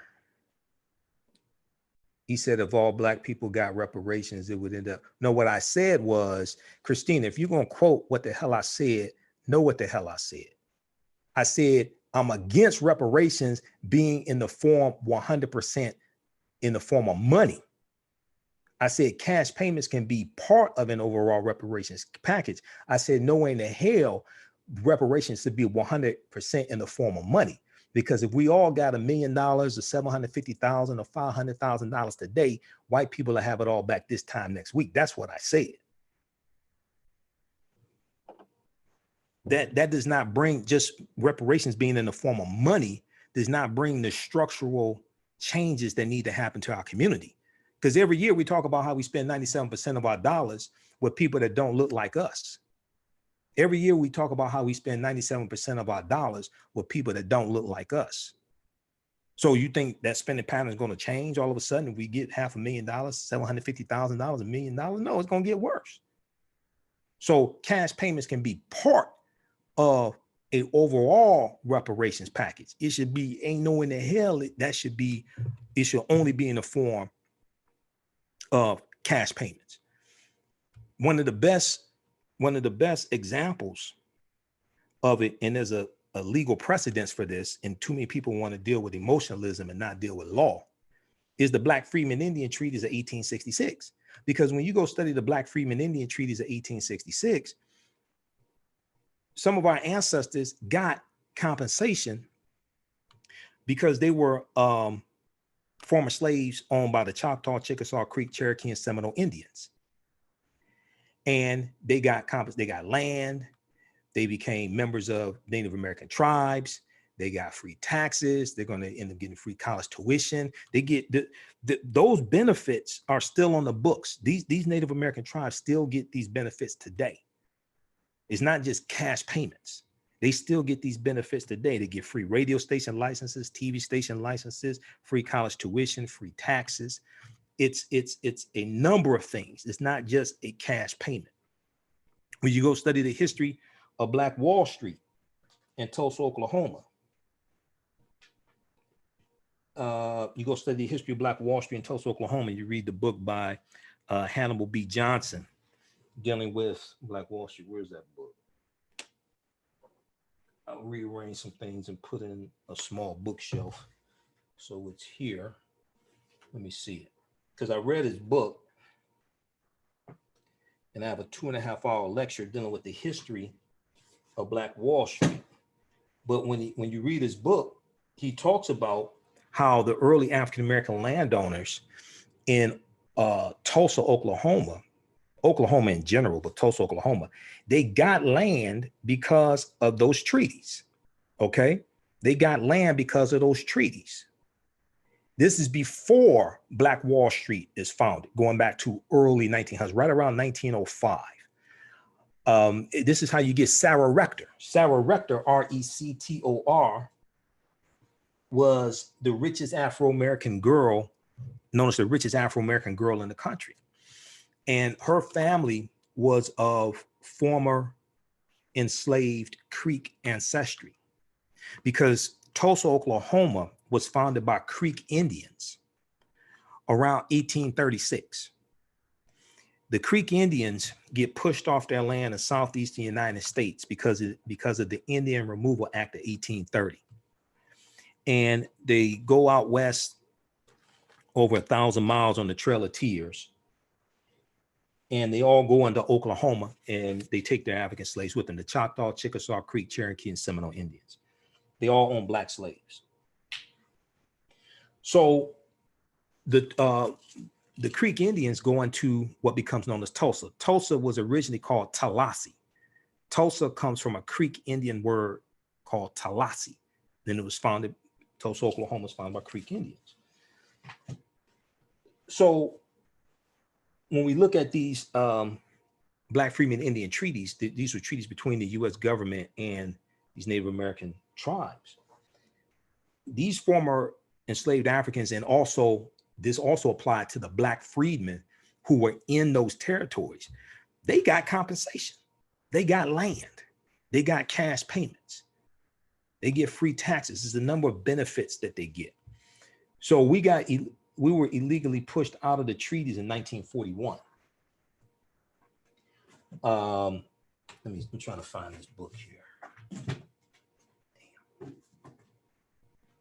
all the other books I'm finding, so I might as well show you this. This is Collective Courage, A History of African American Cooperative Economic Thought and Practice. This is by Dr. Jessica Gordon Nemhard. Excellent book. This deals with our history and economic empowerment in the this deals with our history in the cooperatives. You hear me talk about this before. I interviewed her back in 2014. This deals with our history in the cooperatives. Okay. So this is an excellent book. Then this one, this is not the book on Black Wall Street I was looking for. This is a book by Robin Walker. Robin Walker is a brilliant historian. Robin Walker wrote this book here, When We Ruled, Introduction by Runoko Rashidi. But this is a book about Black Wall Street. It's not the one I was looking for. But Robin Walker is a brilliant historian. He's in Hidden Colors 4. He's in, he lives in London, England. Sometimes you see me share posts, Facebook posts from him. Where the hell is the,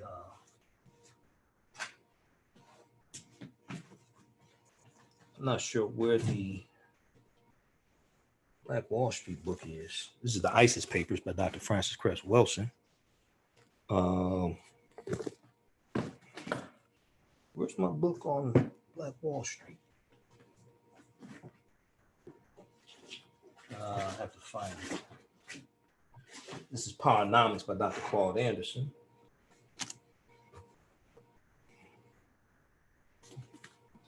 Hold on. I put it in the bookshelf. I don't know where the hell it is. My God. All right, I don't know where it is. A Black Wall Street book. No, it didn't loan it out.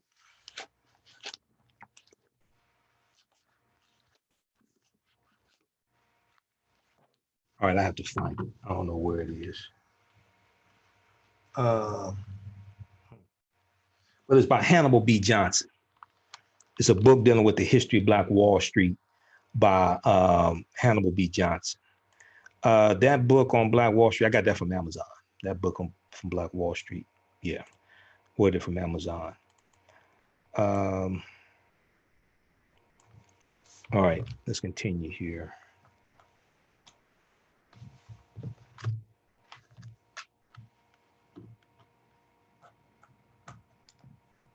One second here.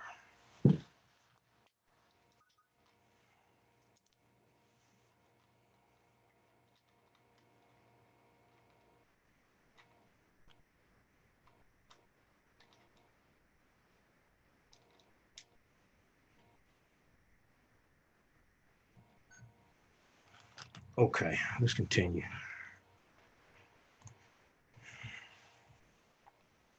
Okay, we've got Cecilia. We've got Warrior Captain, Strange Fruit,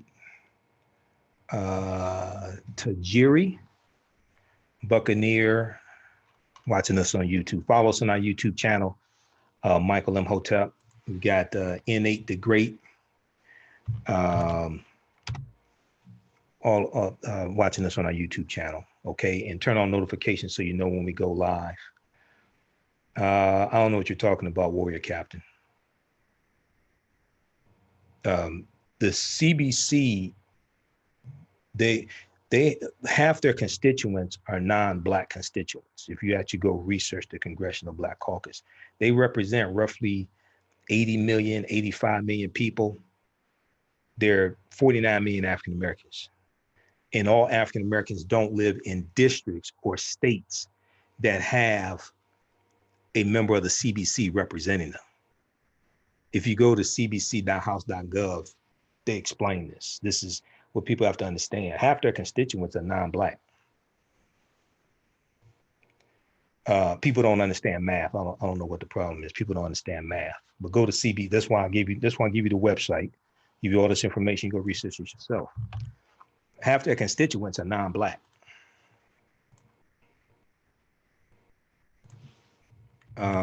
Let's see. Post this here.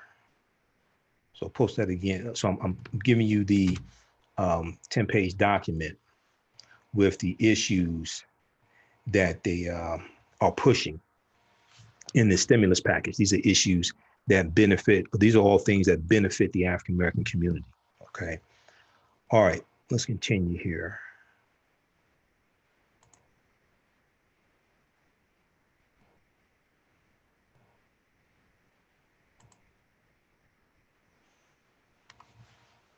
Let me go back to the actual document.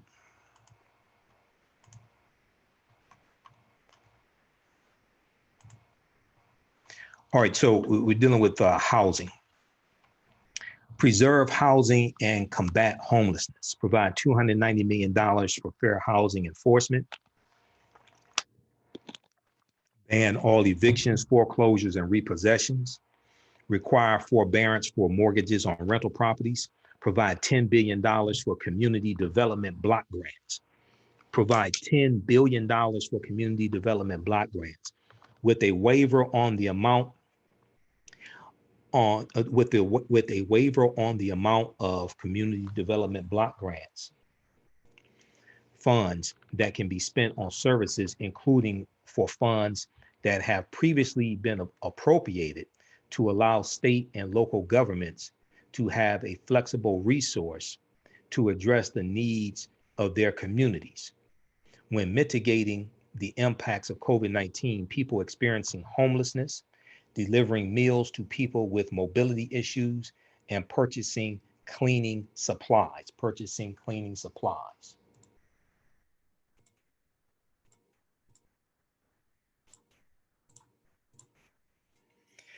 Suspend the work and community service requirements in federal housing programs and the ban on formerly incarcerated. Suspend the work and community service requirements in federal housing programs and the ban on formerly incarcerated. So this is big because when we look at the changes to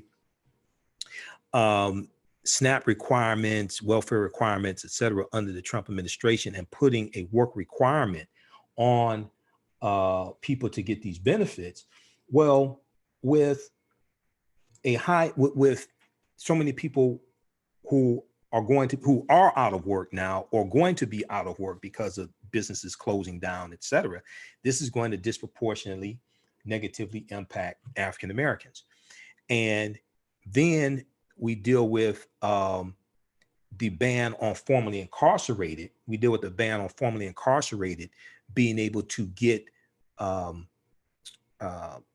funding for SNAP, but also being able to live in housing projects. Because if you have some who are released from prison, okay, if you have some like low-level nonviolent offenders, things like this, released from prison, and I'm not even sure what they're going to do with halfway houses. Okay, if they have a family member who stays in a housing project, based upon federal law, people in general, people with criminal records can't live in housing projects. So what do?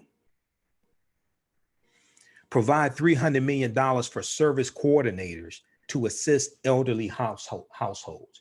Provide $300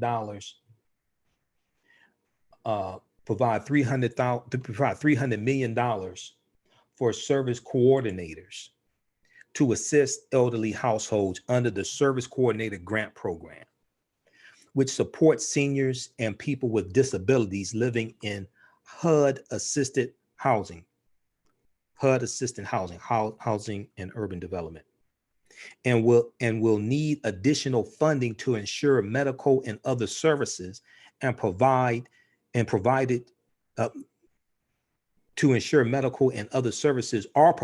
to elderly residents who are the most vulnerable to the health impacts of the virus. So this deals with how government impacts every aspect of your life. Government and politics impacts every aspect of your life. We talk about the elderly staying home, right? And the CDC said for people 60 years old and older, they should restrict going outside except for going outside for um, going to get groceries and going to possibly having to go to their doctor and going to get medicine. Otherwise, they should stay at home. But we deal with the assistance that the elderly need also. Provide $300 million for servicer coordinators to assist elderly households under the service coordinator grant programs. Provide up to $5 billion in additional funds for the McKinney-Vento Emergency Solutions Grant, VENTO. Provide up to $5 billion in additional funds for the McKinney-Vento Emergency Solutions Grant programs to provide formula grants to states, large cities, and counties to fund rapid rehousing, prevention programs, and emergency shelters. Provide $5 billion in emergency homeless assistance. So I hear African-American organizations calling for the need of the homeless to be addressed. We know a large percent of the homeless are veterans, and a lot of those veterans are African-American, especially African-American men. Provide $5 billion in emergency homeless assistance to enable state and local governments to finance housing and health-related services, including by paying for emergency use of hotels and motels for the many people who are experiencing homelessness and as a result are at greater risk of contracting the disease. So you have one group of people who are already homeless. You have another group of people who could very well become homeless. One of the aspects of this is they talk about testing. More tests are available now than 2 weeks ago. But how do the homeless get testing? How do the homeless get testing? And we know that amongst the homeless, this can very well spread and probably is spreading throughout the homeless population. So how do we deal with the testing and the healthcare for the homeless? The next section is safeguard the social safety net. Safeguard the social safety net. Provide fund. So now more than ever, we must safeguard the social safety net for those most vulnerable among us. Provide funding to school districts, food banks, and local nonprofit organizations and faith-based organizations for the direct delivery of non-congregate meals to households with children. So you have all these school districts that are closed in these various states that have closed schools. Well, some of those children, the meals they got at school may be the only meals they get all day, or may it be the majority of the meals. So now you had schools, some schools like here in the city of Detroit, Governor Gretchen Whitmer closed all K through 12 schools through an executive order. Nikolai Vitti, who is the superintendent of Detroit Public Schools, said, okay, we'll do grab and go meals for the students, because they realize a lot of these students in Detroit Public Schools, that's the only meals they get a day. That's the only meals they get per day. Well, they had to stop the grab and go meals because a lot of the workers who were giving out the meals got sick. They came down with COVID-19. So they had to stop that. So they're looking at other ways to go about. So now what do? Increase the reach of the SNAP program, increase the reach of the Supplemental Nutrition Assistance Program, increase SNAP benefits during the public health emergency, similar to the 13.6% increase in SNAP benefits under the American Recovery and Reinvestment Act. Provide additional SNAP administrative funds to states for the remainder of the fiscal year. Okay, let's go to the next section here. Waive all SNAP work requirements under Section 6 of the Food and Nutrition Act of 2008.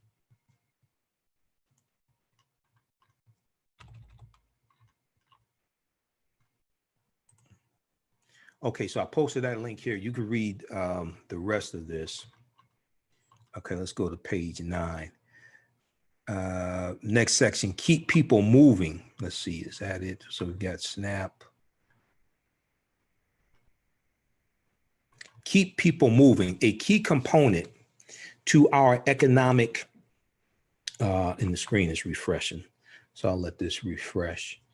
Let's see who we have here on Facebook. How's everybody doing on Facebook? We've got Julia, we got John Ray, Christopher Walker, Maurice on our Facebook fan page, The African History Network, The African History Network. And then we have those watching on our YouTube channel, Michael Imhotep, Imhotep on YouTube.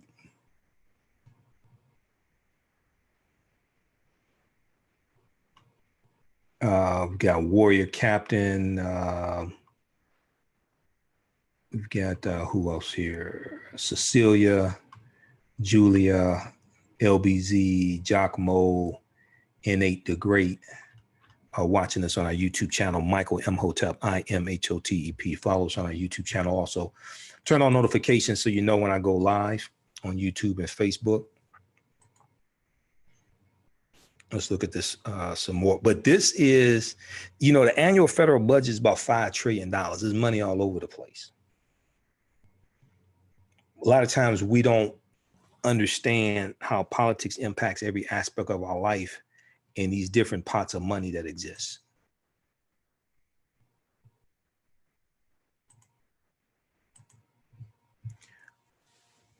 Okay, so the one article from news1.com, Congressional Black Caucus Coronavirus Stimulus Proposals Protect Those Who Are Most at Risk.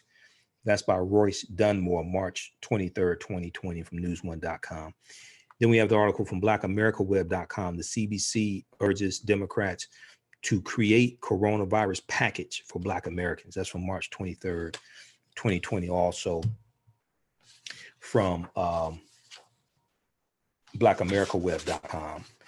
And then if we go back to March 12th, 2020 from finance.yahoo.com, finance.yahoo.com, coronavirus to impact low-wage Black workers the most. Coronavirus to impact low-wage Black workers the most. So the next section here in this 10-page document from the Congressional Black Caucus, keep people moving, keep people moving. A key component to our economy is our transportation infrastructure. Our transportation infrastructure. We must provide $16 billion to help public transit systems impacted by reduced ridership and higher cleaning expenses, having to clean the trains and the subways more. We saw reporting from the CDC dealing with the Diamond Princess cruise ship. In that cruise ship where there was thousands of people quarantined on the ship, and it was about 21 or so people who were diagnosed with COVID-19. They found that the coronavirus survived for 17 days on surfaces on that ship. This is a new strain of coronaviruses. This is COVID-19. It was people in Wuhan, China, started going to the hospital, and it started really being noticed in December of 2019. Okay. Now, Donald Trump first started getting briefings on this in January 2019. If you saw my Sunday night show, I talked about this. And if we look at, for instance, we look at the article from New York Times, March 19th, 2020. Before virus outbreak, a cascade of warnings went unheeded. Before virus outbreak, a cascade of warnings went unheeded. Government exercises, including one in 2019, made clear that the US was not ready for a pandemic like the coronavirus, but little was done. That's from New York Times, March 19, 2020. Then we look at Washington Post the next day, March 20th, 2020. US intelligence reports from January and February warned about a likely pandemic. US intelligence reports from January and February warned about a likely pandemic. The intelligence reports did not predict when the virus might land on US shores or recommend particular steps that public health officials should take, issues outside the purview of the intelligence agencies. But they did track the spread of the virus in China and later in other countries and warned that Chinese officials appear to be minimizing the severity of the outbreak. Taken together, the reports and warnings painted an early picture of a virus that showed the characteristics of a globe encircling pandemic that could require governments to take swift actions to contain it. But despite that constant flow of reporting, Donald Trump continued publicly and privately to play down the threat the virus posed to Americans. Lawmakers, too, did not grapple with the virus in earnest until this month, the month of March, as officials scrambled to keep citizens in their homes and hospitals braced for a surge in patients suffering from COVID-19, the disease caused by the coronavirus. Intelligence agencies, quote, have been warning on this since January, end quote. Intelligence agencies have been warning on this since January, said a U.S. official who has access to intelligence reporting that was disseminated to members of Congress and their staffs, as well as to officials in the Trump administration, and who, along with others, spoke on the condition of anonymity to describe sensitive information. Read this. This is a 5-page article. I print all these articles out and read them. Read this article from Washington Post, March 20th, 2020. U.S. intelligence reports from January and February warned about a likely pandemic. There's a paper trail. There's a paper trail here. Then we look at reporting from thehill.com from, what day was that? That was March, I think it was March 17th. Obama officials walked Trump aides through global pandemic exercise in 2017. Obama officials walked Trump aides through global pandemic exercise in 2017. The Obama administration walked incoming Trump administration officials through a hypothetical scenario in which a pandemic worse than the 1918 Spanish flu pandemic that shut down cities like Seoul, Korea, and London, England in 1918 and 1919. They walked them through, the Obama administration walked the incoming Trump administration officials through a hypothetical scenario like this in early 2017. This was reported by Politico.com, picked up by thehill.com. During the briefing, Trump administration officials were told such a pandemic would likely lead to circumstances such as shortages of ventilators, and that a coordinated national response would be paramount, according to documents obtained by Politico.com. So there's a paper trail.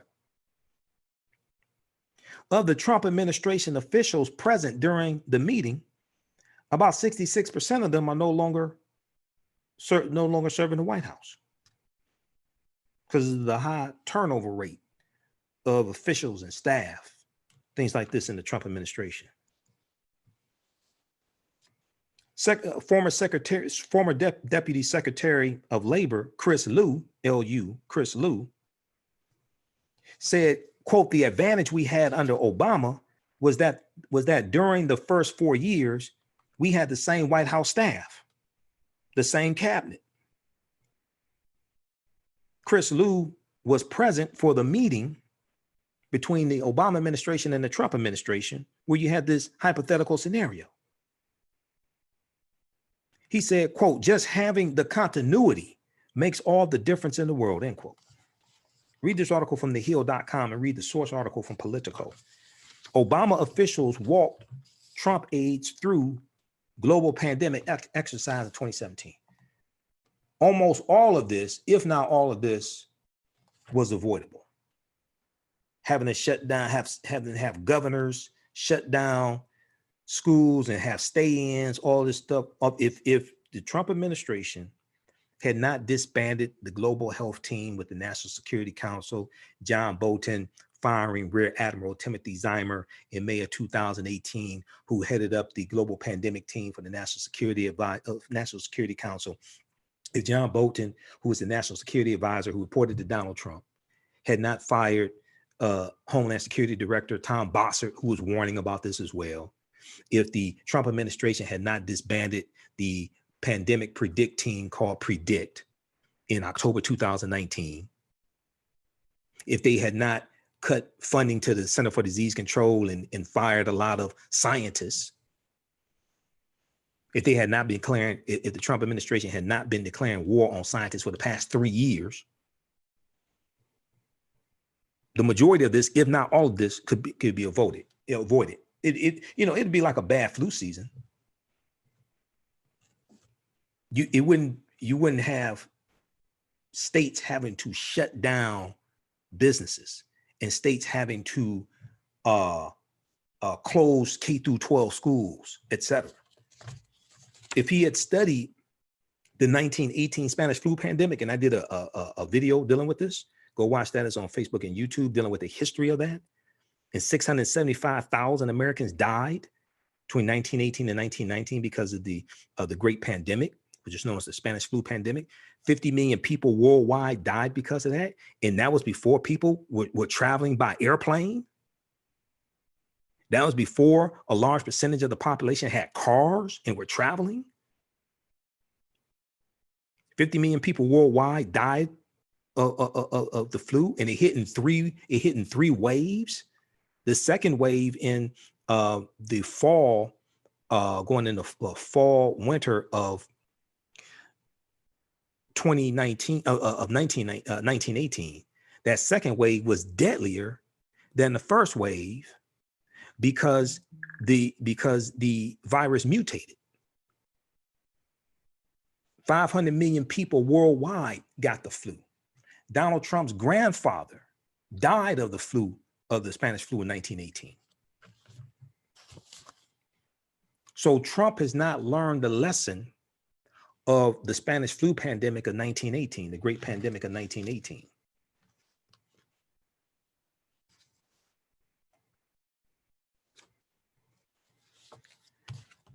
Okay.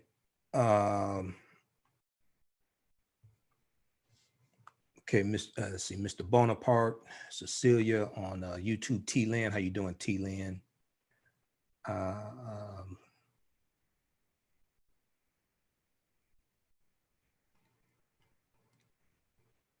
Let's see, Jock Mo, just a few of the people watching this on YouTube. All right, let me go back to this so we can wrap up with this here. Okay, so we have key people moving. This deals with transportation infrastructure. The next section, fund science, research, and development. Fund science, research, and development. This global pandemic requires an army of scientists and researchers to combat it. We must provide $50 million in supplemental funding to NSF's rapid response research. It's that national science funding, I guess it is. Rapid response research mechanism to rapidly fund quick response research related to COVID-19 to support near real-time research at molecular, cellular, physiological, and ecological and social levels to better understand coronavirus characteristics such as genetics, modes of action, transmission, virulence, and population dynamics. Provide $34 million to the Environmental Protection Agency's Homeland Security Research Program to support their ongoing response work to COVID-19. EPA, Environmental Protection Agency's Homeland Security Research Program. Provide $20 million in funding to support ongoing intramural research activities at the Environmental Protection Agency in all 6 research programs that may be disrupted by COVID-19. Provide $10 million for new intramural Environmental Protection Agency research on virus exposure pathways and the environmental, public health, and climate impacts of socioeconomic slowdown. All right, next section, you can read the rest of that. Next section, preserve foreign ops funding. Preserve foreign ops funding.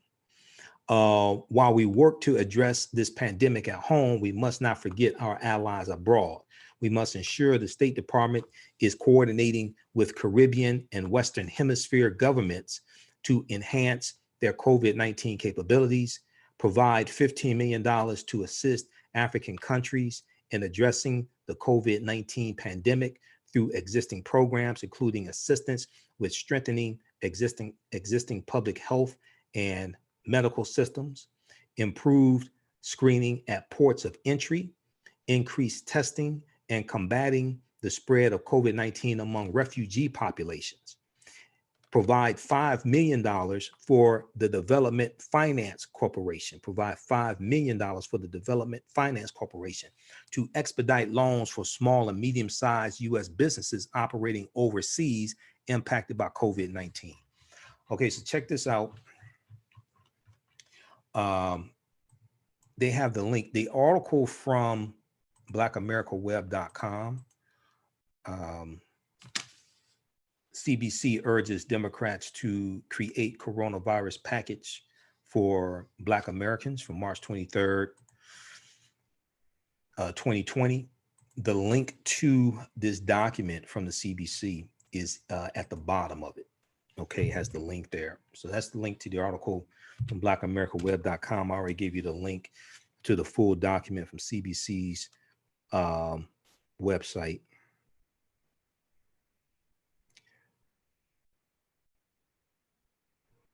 And then here's the number to the Congressional switchboard. Here's the number to the Congressional switchboard.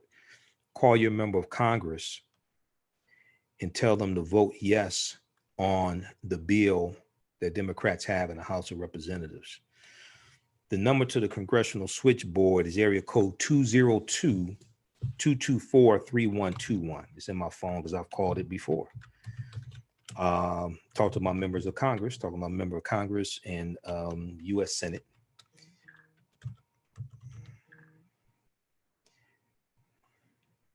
Two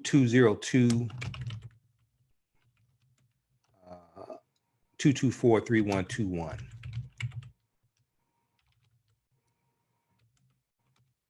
Okay, so call your member of Congress today. Tell them vote yes on the bill that Democrats have in the House of Representatives. When you call and put pressure on members of Congress, that makes a difference because they know people that call, those are usually people that vote. They're paying attention to what's going on.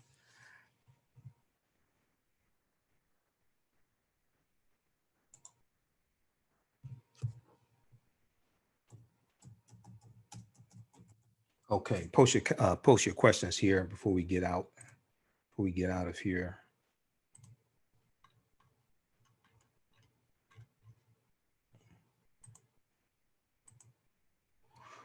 But this is an example, this whole coronavirus pandemic, this is an example of how politics impacts every aspect of our life. This is an example of law, government, economics. It's an example of the power. It's a civics lesson, an example of the powers that governors have.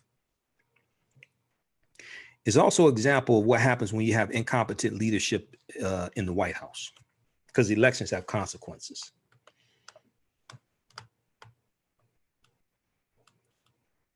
Okay, Cecilia said, God is warning us. I'm begging everyone to listen. God is warning us about what? God is warning us about what? Byron Allen lost his court battle. You have to research that. I want to research that. I've looked at it some before. I want to really research the merits of the case, because I looked at it before, and I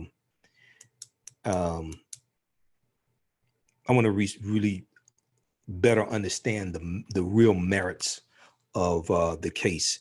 So it goes back to the previous court. It goes back to the lower court. For the lower court, my understanding, for the lower court to review the decision. To review the decision from the lower court. Okay, we have Lady Ace here on YouTube.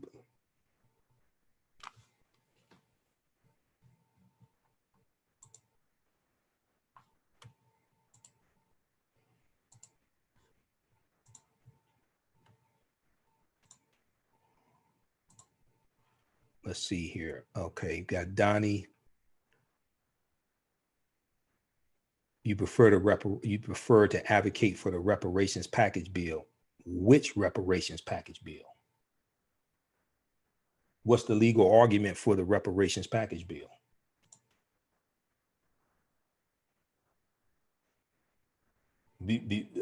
People don't understand that America needs a massive history lesson. And then you can argue for the reparations package bill. Now, you explain to me how you get that passed in the U.S. Senate. And Moscow Mitch McConnell controls the U.S. Senate.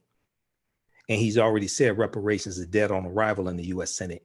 And no bill can come to the Senate floor for debate or vote without his approval. Now, you explain to me how you get that past him. So you can argue for the bill. Now, how you get it passed in the Senate? That's the difference. That's the difference between focusing on a wedding day and focusing on having a marriage. Having a marriage is something long-term. Yeah, but okay.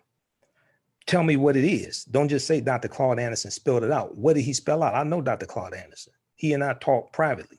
What did he spell out? How do you get that passed in the Senate? That's my question to you. How do you explain to me? Moscow Mitch McConnell controls the U.S. Senate. He's the Senate majority leader. Republicans control the Senate. There has been no debate for reparations in the Senate because he ain't going to allow it. So how do you get it passed in the Senate when you can't even have a debate on the bill? You have to have a debate on the bill before you get to a vote. So if you can't have a debate on the bill, how do you get it passed? Explain that to me. Now, if you don't know, just say you don't know. That's the difference between theory and practical application. We have to understand the difference between the two.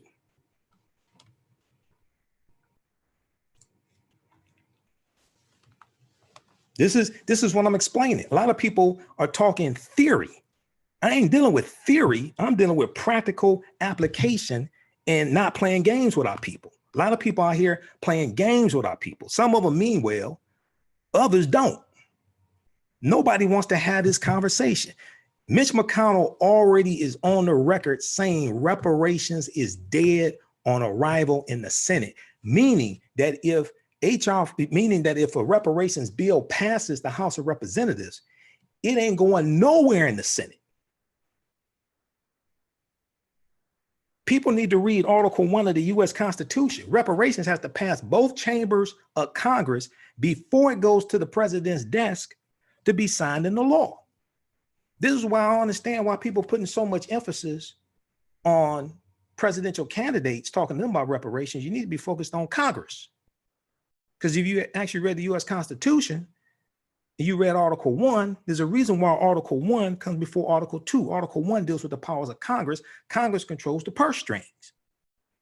You have to get a reparations bill through the House of Representatives and the Senate, and you probably gonna need 60 votes in the Senate, which means even if Democrats take back control of the Senate, right now Republicans have 53 seats in the Senate.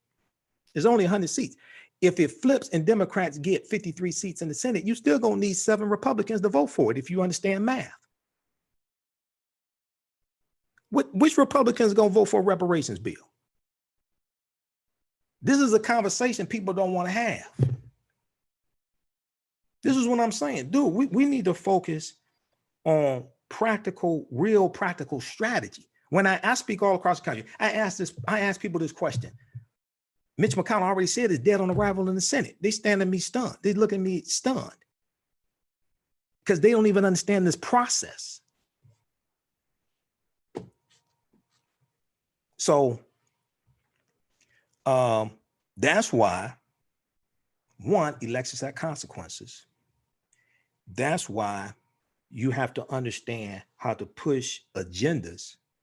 And it may be quite honest, it may be better to take the labor reparations off of it and just push the policies that you want that would be under the umbrella of reparations. Because when you start talking about reparations, now you got to deal with people talking about my ancestors never owned slaves, all the slaves are dead. Now you got to go through this whole argument and you got to deal with people that don't understand history.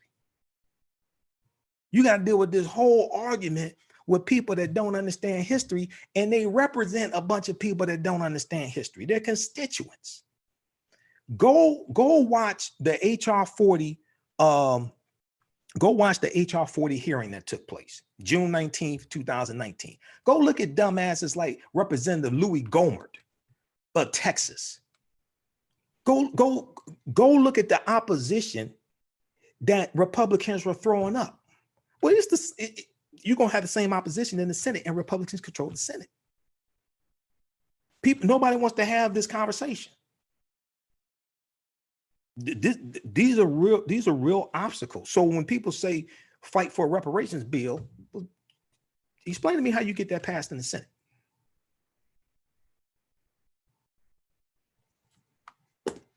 This is why you don't see me spending a whole lot of time and energy talking about reparations. Because nobody wants to, but very few people want to deal with this strategically and actually getting a bill passed in both chambers of Congress. And you're going to need most likely 60 votes in the Senate, which means you're going to need some Republicans to vote for it. And many of them don't even want to acknowledge the damage that was done, let alone do anything about it.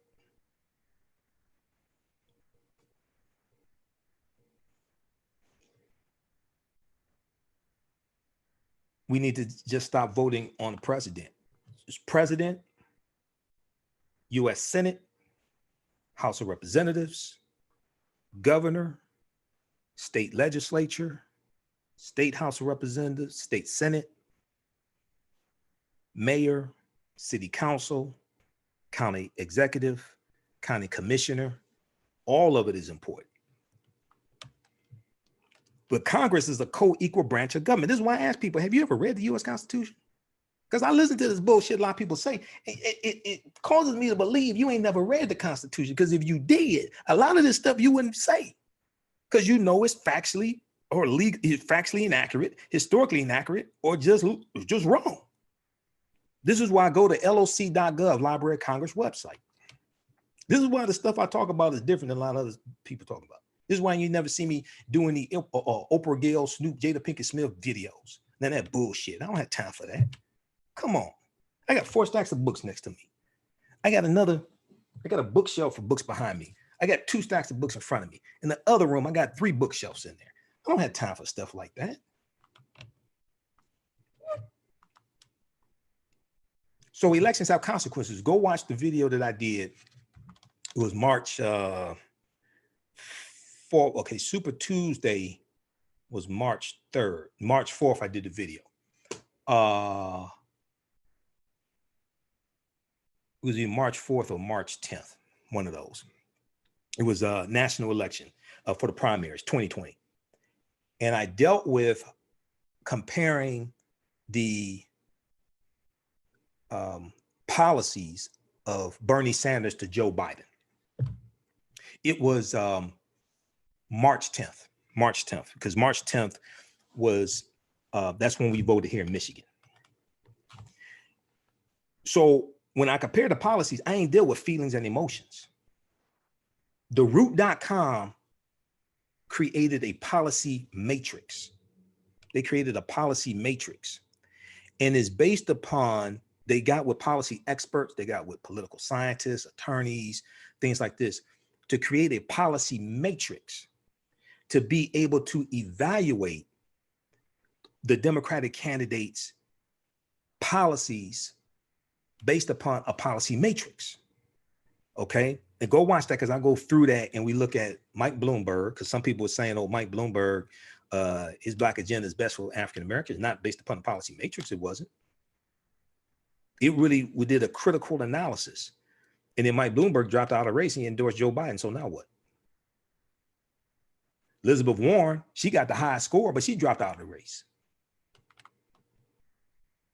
So that's the difference between dealing with something strategically and dealing with emotions, or a lot of this other nonsense. That deals with understanding it strategically and dealing with how these policies are going to impact African Americans. But when all is said and done, a lot of that stuff has to pass through Congress also. So how are you going to get it passed through Congress? This is why we have to vote for members of the House of Representatives and the U.S. Senate. Congress is a co-equal branch of government. This is why you need to read the U.S. Constitution. Because if we read the Constitution, a lot of this stuff we wouldn't say. We would get much further if we actually understood law. We don't understand law or history.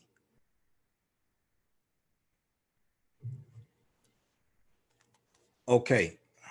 So, hey, everybody, if you like this type of information, you can support the African History Network. You can donate to the African History Network, $ the AHN show, $ the AHN show on through Cash App, $ the AHN show through Cash App. And then also you can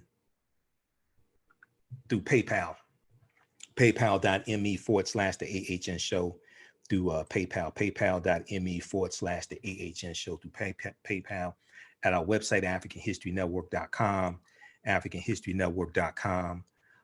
Click on the yellow donate button. You can donate there.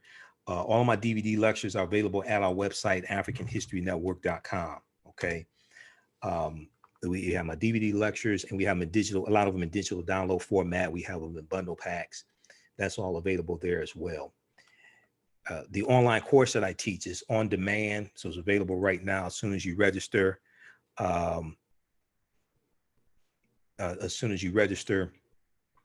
you can start watching. It's Ancient Kemet, the Moors, and the Ma'afa. Understanding the transatlantic slave trade, what they didn't teach you in school. Ancient Kemet, one of the original names for Egypt. Ancient Kemet, the Moors, and the Ma'afa. Understanding the transatlantic slave trade, what they didn't teach you in school. So it's about a 16-hour online course that I do. It's all on demand. You can watch at your own pace. Watch from all around the world. As soon as you register, you can start watching. And I do a PowerPoint presentation. We have book references, articles, all different types of things like that. Okay, so it's powerful. And we deal with thousands of years of history. I deal with the history that leads up to the transatlantic slave trade taking place. Okay, so I'll give you a number of book references. You don't have to buy the books to follow along in the class. If you want to buy them for your home library, that's fine. For your children's library, that's fine. But I give you a ton of information. There's probably about 50 articles I reference. So even if you don't have the books, you'll be in good shape. Okay, so we have that available as well. All right, let's see. Before we get out of here, let me look. Comments. Okay, got John Ray on Facebook. Eric. Vote them out. Who are you talking about? Moscow, Mitch McConnell. So African Americans in Kentucky have the African Americans, some woke white people, Hispanics, they're going to have to work together to vote Mitch McConnell out of office. This is one of the most evil SOBs you ever want to see. And Mitch McConnell has made it his mission to get as many conservative, ultra conservative federal judges confirmed to the federal bench. These are lifetime appointments. A lot of people don't understand the damage that Donald Trump, the Federalist Society, and the Heritage Foundation are doing to the federal bench. Okay, and if Trump gets reelected, so he's already, There's basically about 200 federal judges he's gotten confirmed. If he gets reelected to a second term, God forbid, there'll probably be a total of close to 500 federal judges that he would have gotten confirmed. And it's the U.S. Senate that has the confirmation hearings for federal judges. It's not the House of Representatives. It's the U.S. Senate. A lot of people don't understand the difference between the Senate and the House of Representatives, which is why you have to read the U.S. Constitution, because it explains all that. Because it's the Constitution that created the U.S. Senate and created the House of Representatives. This is why Republicans work so hard to maintain control of the U.S. Senate, so they can keep confirming these federal judges and confirm U.S. Supreme Court judges. Because in 2016, Republicans said, this is about the Supreme Court, this is about the federal bench. They said this is about the courts. This election here, 2016, they said this is about the courts. And they fought tooth and nail for Trump to win the presidency, even though a lot of Republicans early on didn't want Trump. When it came down to it, their agenda they were operating on was to maintain control of the federal bench, get control of the White House, keep control of the U.S. Senate, because Republicans won control of the U.S. Senate in the 2014 midterm elections. So because it's the Senate that confirms the federal judges, they're fighting to maintain that.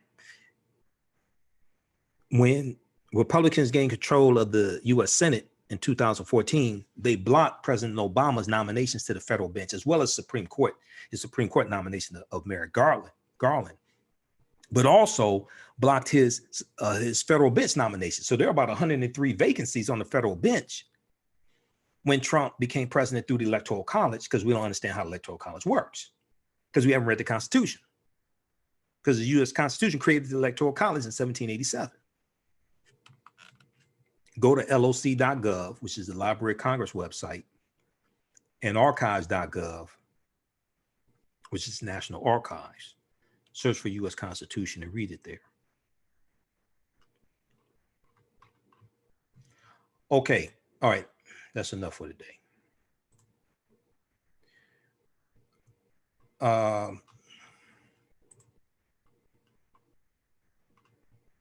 me see something here.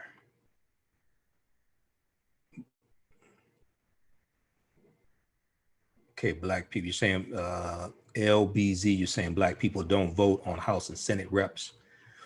Because a lot of times we don't understand the importance of the House of Representatives in the U.S. Senate. We focus on the president. I'm like, even Michael Jordan didn't start winning championships till he got a supporting cast around him. I remember when the Chicago Bulls, when Jordan would score 55, 60, 65 points and the Bulls would still lose because he didn't have a supporting cast around him. You need you need the House and the Senate to pass the bills, pass the initiatives that the president wants. And the House initiates bills also. Most bills in general start in the House of Representatives. Some start in the Senate, but in general, most bills start in the House of Representatives. We saw that the House of Representatives under the Democrats in 2019 passed 433 bills. 80% are stuck in the Senate, or they die in the Senate, blocked by Moscow, Mitch McConnell, and Republicans in the Senate.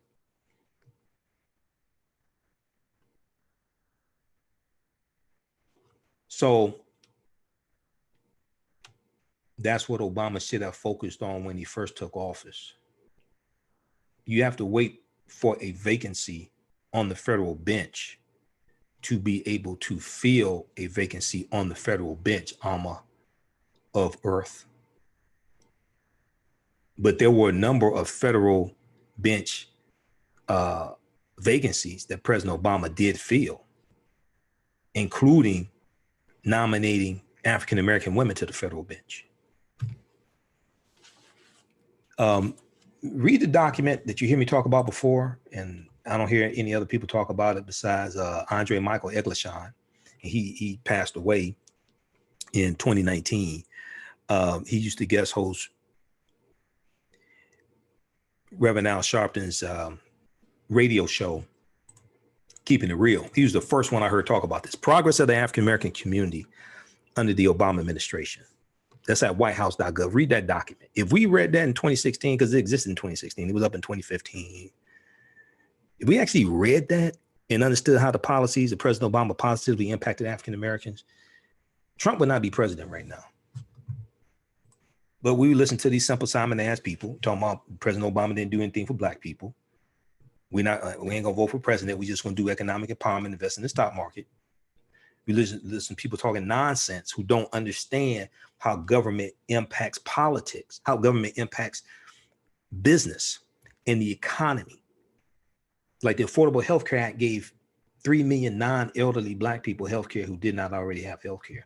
Number one reason why people file for bankruptcy is because of medical bills. The Affordable Health Care Act, because it dropped the uninsured rate to its lowest rate in history for African Americans, dropped down to 10% uninsured. It yielded the longest life expectancy of African Americans at about 72 and a half years. And then when you can get more preventive health care, you can reduce the deaths coming from diabetes and heart disease and things like this, and you can reduce the overall cost of it.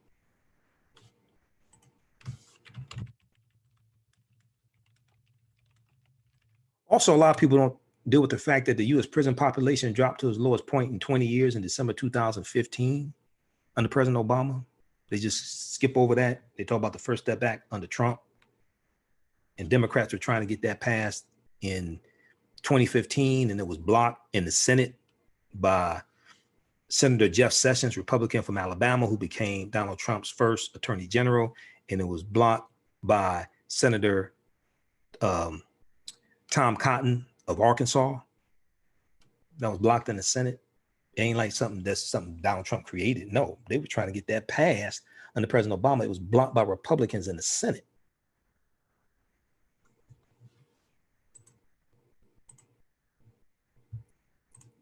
So subscribe to our channel on Facebook, page on Facebook, The African History Network, The African History Network. Subscribe to my YouTube channel, Michael Imhotep, Imhotep. Turn on notifications so you know when we go live. And then also we broadcast, I share the broadcast of Roland Martin Unfiltered, Monday through Friday. Because Roland has a ton of information. I used to guest host Roland's national radio show, his nationally syndicated radio show, in 2016 and going into 2017 also. But he has a ton of information on his daily digital show, Roland Martin Unfiltered. If you watch that show, you'll understand politics a whole lot better and the impact that politics has on our lives. It's not about political parties, it's about the policies. I'm neither Democrat nor Republican. It's about the policies. I see whose policies are more beneficial for us. I see who's blocking those policies. I see who's engaged in voter suppression. I see who's engaged in taking away policies that are beneficial to us. I see who's that uses you at a national level. It's usually Republicans.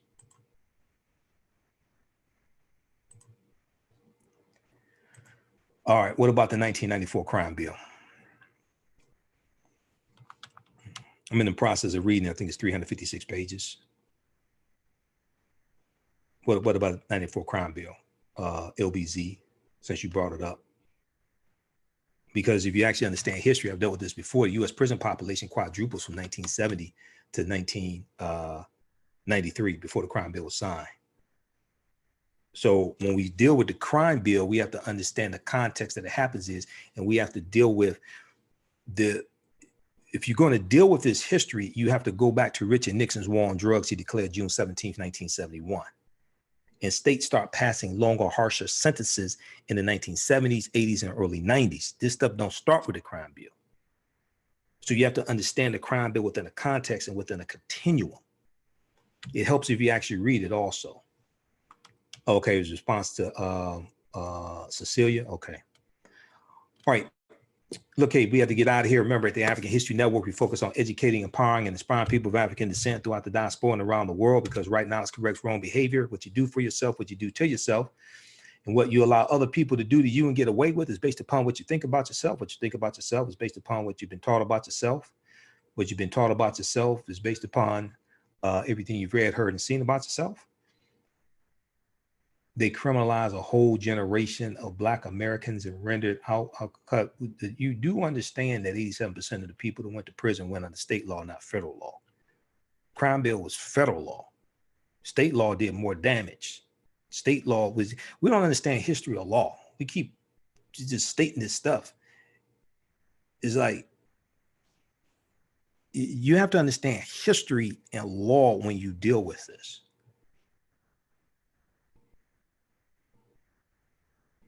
No, that's not what she said. You should go read the actual quote, LBZ. That's not what she said. You should go read the actual quote. Race was not mentioned at all. No race was mentioned. I disagree with the term, just like I disagree with us using the N-word. That's why I don't use it. How many of y'all use the N-word today, call brothers and sisters the N-word? I disagree with both, but she did not specify any race when she used that term. So that's false. You need to, when you post things on my page, you really need to know what you're talking about. Okay, you need to research it. Here is a synopsis of the 94 crime bill, because I hear people talk about the 94 crime bill. Most people ain't never read a summary of it, never researched it, because I can listen to what you say and I can tell what you haven't read. Because if you actually understood history, you wouldn't start talking about the 94 crime bill. You would talk about Richard Nixon's war on drugs. But if you didn't live through Richard Nixon's war on drugs, then you don't understand history. You don't understand the severity of it. So you think this stuff started with the 94 crime bill. When I asked you the question, what was the US prison population in 1993? If you can't answer that question, that means you haven't studied this history.